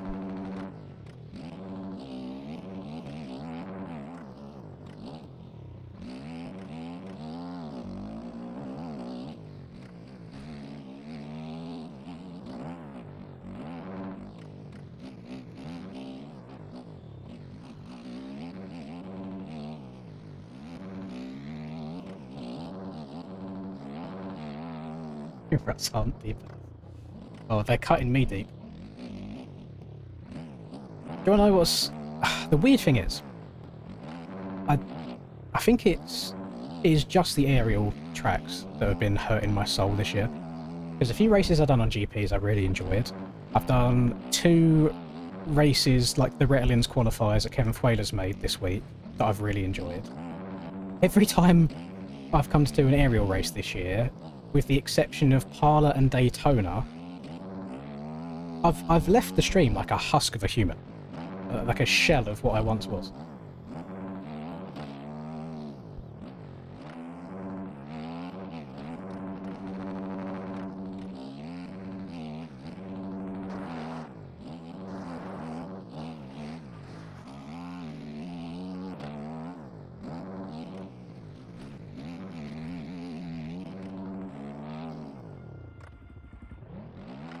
Yeah, the Rettelin stuff is good. I said the tracks are quite fast-paced again, but there's multiple lines that are all fast-paced, so you do have the opportunity to pass people.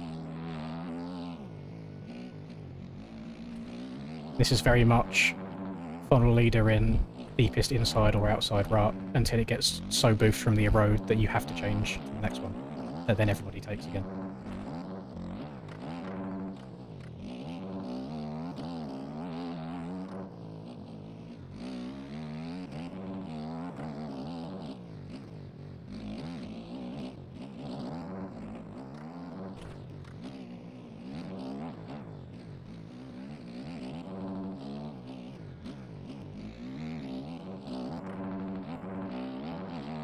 That track's getting harder. I wouldn't even say they're harder. They're just weird. It's like they're built in a way that lets you go really, really fast. So then the crashing now comes from us trying to go Mach 10 everywhere and threading pixels going 60 miles an hour around a corner.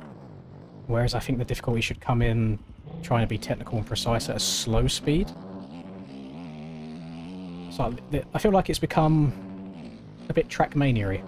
So just as fast as possible when the mistakes come from going too fast. Or come from going that fast that if a mistake happens, there's no correcting the mistake because you are going so fast you're going to explode anyway.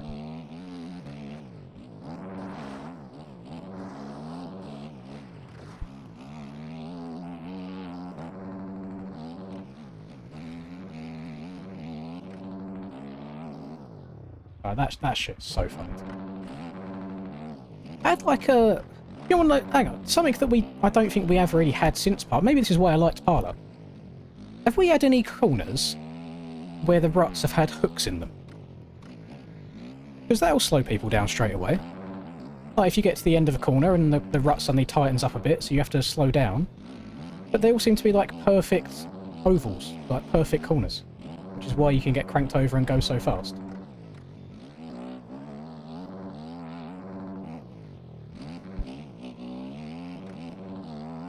Oh, look, all of these kind of follow the exact same angle. They're all the way around the corner. There's no tightening. No tightening of the rut when you get to a certain point of it. It's just a nice, smooth, perfect circle. A nice and smooth, perfect circle there as well. Yeah, 704's Rax. He's long gone. Rax is just doing Rax things. I'm just surviving here in no man's land. I've got 9 seconds in front of me, 15 seconds behind me. Look, none of these ruts have hooks in them at all.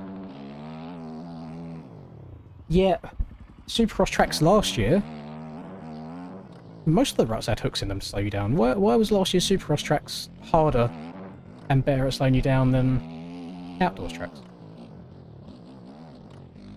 A perfect angle. I think I've just stumbled across why. Because on this game, if you have a rut that's got a hook in it, you have to slow down. Because the bike wobbles and wants to stand itself upright, so you have to take your time on it. Hurren's latest Baja Brawl is a perfect example of that. Actually, no, is Baja Brawl before this latest one. The one that's like a bit more overcast, a bit more of a darker soil. That's a perfect example of a track that has ruts with hooks in them that slow you down and mess you up. All of this, just perfect, smooth, follows the whole corner.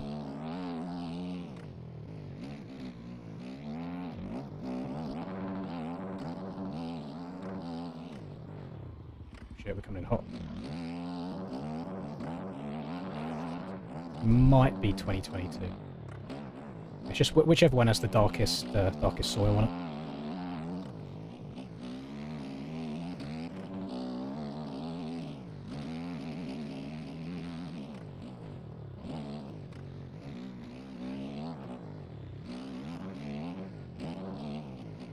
I generally think that might be it. I'm going to have to try searching through the rest of the rounds this year to see which ones have hooks in them. I'm pretty sure Parlour's ones did. And what if the rut is like the same angle, the same curve the whole way around the corner, once you've got your bike cranked over initially, there's nothing slowing you down. Once it's settled, you can go as fast as you want. I think adding them irregularities into the ruts could help a lot. Oh, Jesus Christ. The irregularity is my front wheel not following it.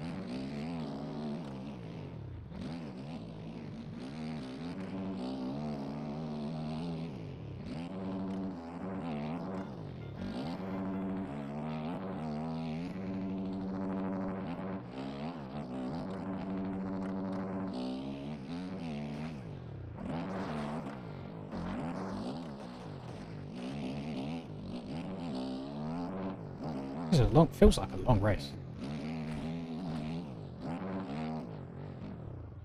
I've done that so many times. That was barking on my shit.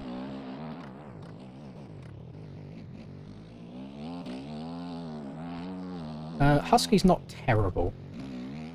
It's one of them where, because I know I'm only going to ride it for one round, I haven't really messed around to try and find like a really good suspension on it. Just kind of running what I've brung, so to speak. It has some wobbly moments where it'll just fall over, but other than that, it's been alright. I enjoyed it a lot on qualifying for the old man's class. I can't even remember the name of the track. It's one of Kevin Whaler's ones.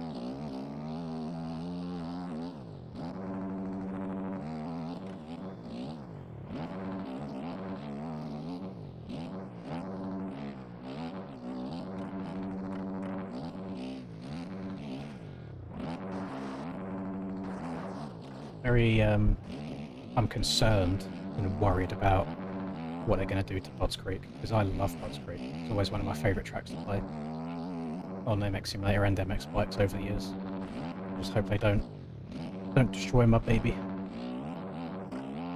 Or I tried to race 250s. No, I've been there, done that. I am of the opinion that once you do your 250 time for a year or two and you move up, that's it. There's no point going back down. Do be the kids class.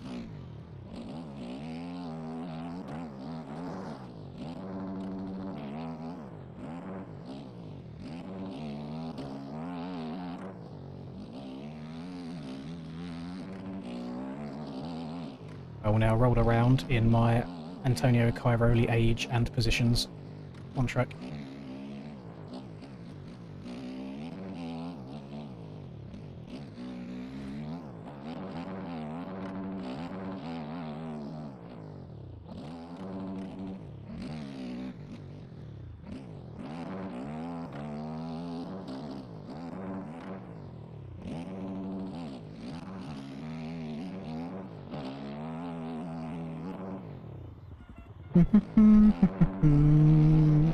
I don't know who does coaching still these days. The coaching website closed down, but I know some people do it privately through their Discords, but I don't know who at the moment.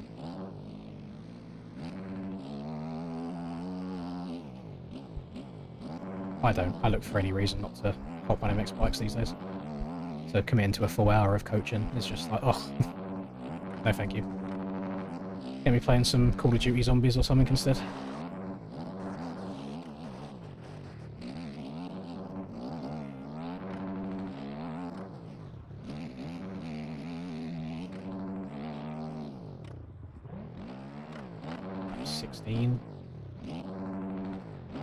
Might not get lapped in this one.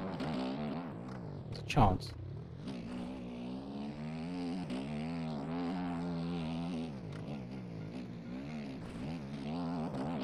Yeah, I'd say the start makes all the difference. I mean, I've still done everything in my own ability to choke this race for myself, but been much better than the last one.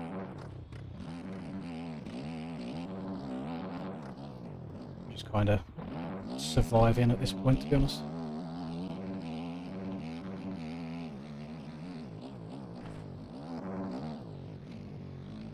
I might pour myself another beverage once this race is done as well. Been working my way through a bottle of Disaronno.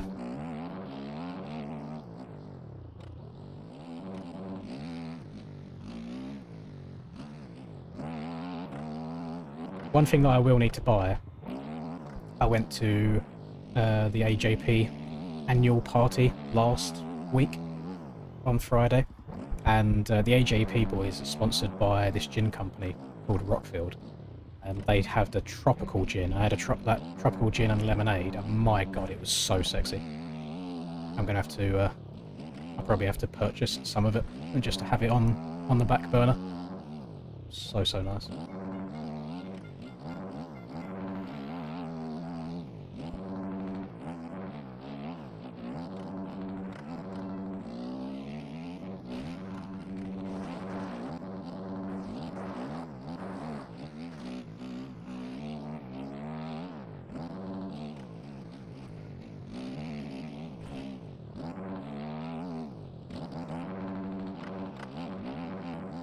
Gin tasted like mouthwash. I hope you didn't have it by itself, because that is crazy work. You need a mixer with it. Otherwise, yeah, it probably is a bit like paint thinner.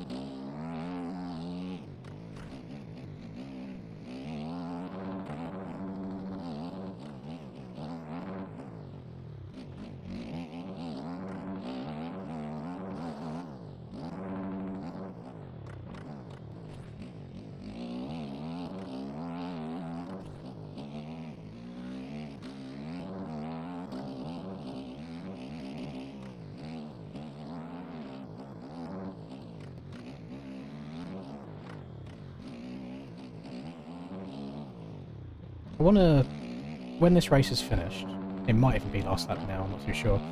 But Pitt's gaining an insane amount of time on me each lap. I've just had a look. He was 15 seconds behind at one point, now he's 4. I want to fly around in the replay camera after this, just go through the wood section to see what it actually looks like, because it's hard to tell where it's in the shadows.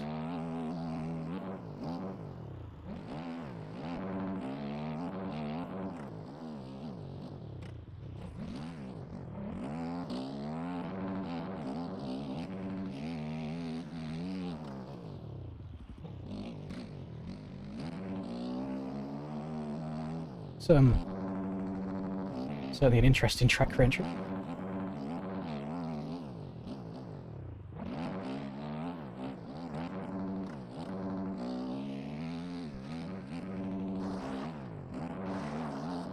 Yeah, Pitt's gaining like over 2 seconds a lap on me. Coming into the last lap now. I think I've got more cuts on him, so he hasn't even got to beat me. Oh, it went down to 2 seconds for a bit, and now it's gone back up to 4. Back up to 4. So last lap now. I need to try and not lose 4 seconds to him, basically. 3.5 seconds.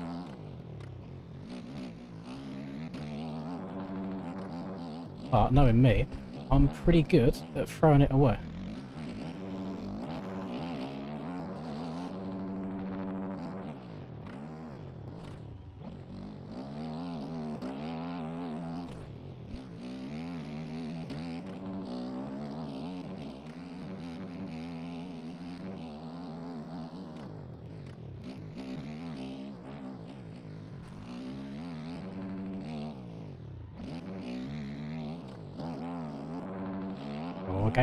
Gained on him in the first sector.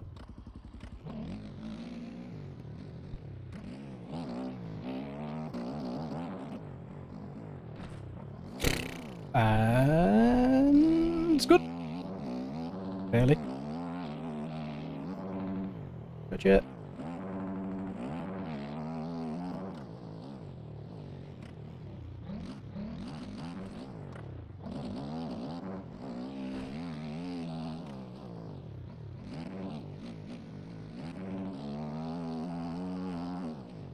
Nobody gonna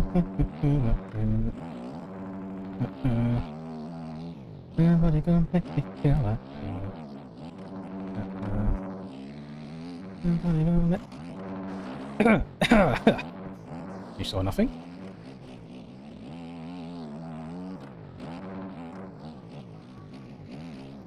Yeah, I was battling with Jamie last race and I've almost lapped him this time.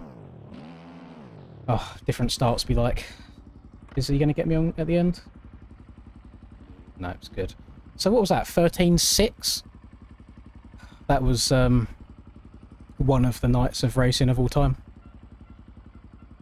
Oh god. Da, da, da, da, da, da, da, da.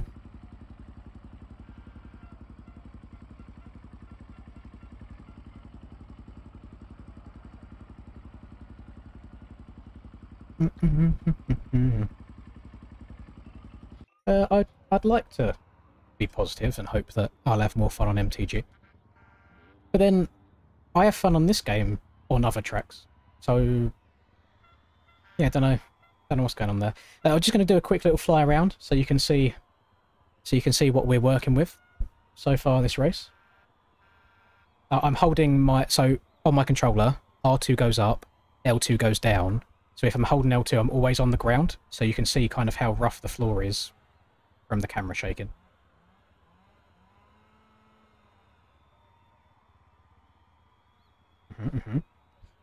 Right, then we've got this outside.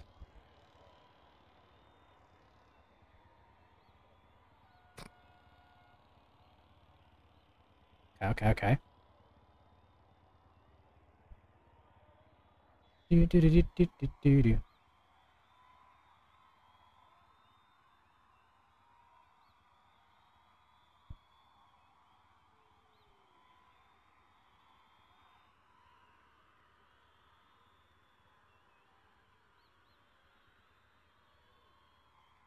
I mean, I'm not the tallest man in the world. I think I might get lost in this.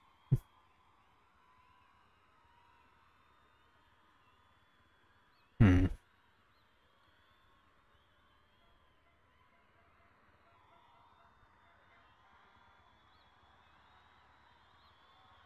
hard to see all this when it's in the shadows as well, so it's good having a little look at the end of the race. Right, that's quite cool to see, actually. So this rut here, this was one smooth line, but you can see where people, like myself included, have been exiting it early to drift out wide. You see how it's kind of disappeared in the middle there?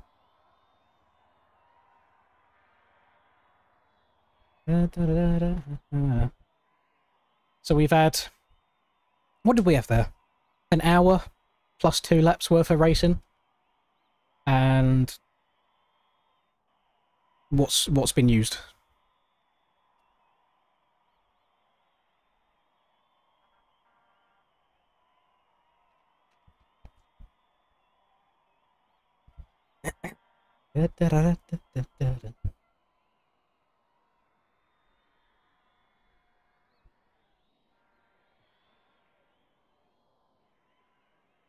Damn, that didn't even feel sketchy when I was hitting the exit here. Look how chopped out that is. Oh, you can see it better from there. It's got a hook in it here, and the second one. So it's like people are either coming and pre-jumping off this to go down, or they're exiting it a little bit early, or they're cutting down too much. This was a bit sketch, but then it's a high impact zone. Lots of braking going on down here. I don't know if there's any tracks in MX bikes that have an inside roller and a railing outside where people choose to go to the inside. That I think is a big difference maker. So from a racing perspective, what would be nice is instead of having these two perfect, when I say perfect, I mean like it's a smooth angle. It's not like it goes then it hooks tighter. When you've got these really smooth outsides, there is zero incentive ever for anybody to take the inside at all. That's why when I was brainstorming during that race and thinking, I was like,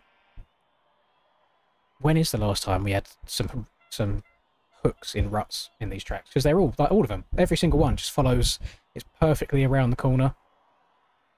Perfectly all the way around the corner. I mean, they kind of follow it as normal anyway, it's a jump. Like, perfectly all the way around. Even here, every single one, you've got 1, 2, 3, 4, 5 if you include the berm, all the same perfect angle, so there's no incentive to take other ones other than inside or outside. But in years past, I think we've had some of these where they kind of come out and then cut tighter, or they'll start really late and then cut across at the end, where this is just perfect 180, perfect 180, perfect.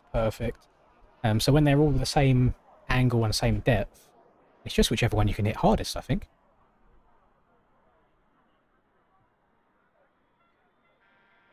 I ended up changing to this one here from this one, because this one just got a bit too sketch. The front wheel was trying to go on me. But that is Ironman. Not a great day. I didn't expect too much going into it just because I didn't know what to expect out of the Husky. So I don't know what to ride next week. I might do the same thing and say if someone slides me 50, they can tell me what to do. Like what to ride for Unadilla. But we'll see what happens at Dilla next week. Yeah, I mean, I don't really have any last minute thoughts about the racing today. It was just very stinky start in Moto 1, so I was back ages, and it's hard trying to battle through and pass people when it was so predominantly one-lined. And then Moto 2, better start, and then I kind of ended up roughly where I have been finishing all year after just a few mistakes of my own. That's how it'd be. So I'm gonna go. It's only 10:30. This is actually, I think this is finished earlier than usual, which is great. I'm gonna go and try not to get too hot because it's currently 30 degrees Celsius in my room. And as you know, us Brits have no AC, so I've just got the fan pointed at me right now. Yeah, thank you very much, everybody, for being here. Those of you that tolerate the complaining, I don't see it too much as complaining these days. I see it as just giving aggressive feedback on not glazing something that doesn't need glazing. Hopefully that makes some sort of sense. I also just noticed, I did hear it in my ears, 2 hours ago, Oxygen donated £20 to me and I didn't even see it. And I'm guessing it's because it came through PayPal rather than Super Chats. There might be something wrong with my PayPal donation notifications. So I apologise, Orcs, if you... He says he's going to work, so he's not going to be able to watch the whole thing. So if you do manage to watch it back at a later date, I'm sorry that I didn't see that.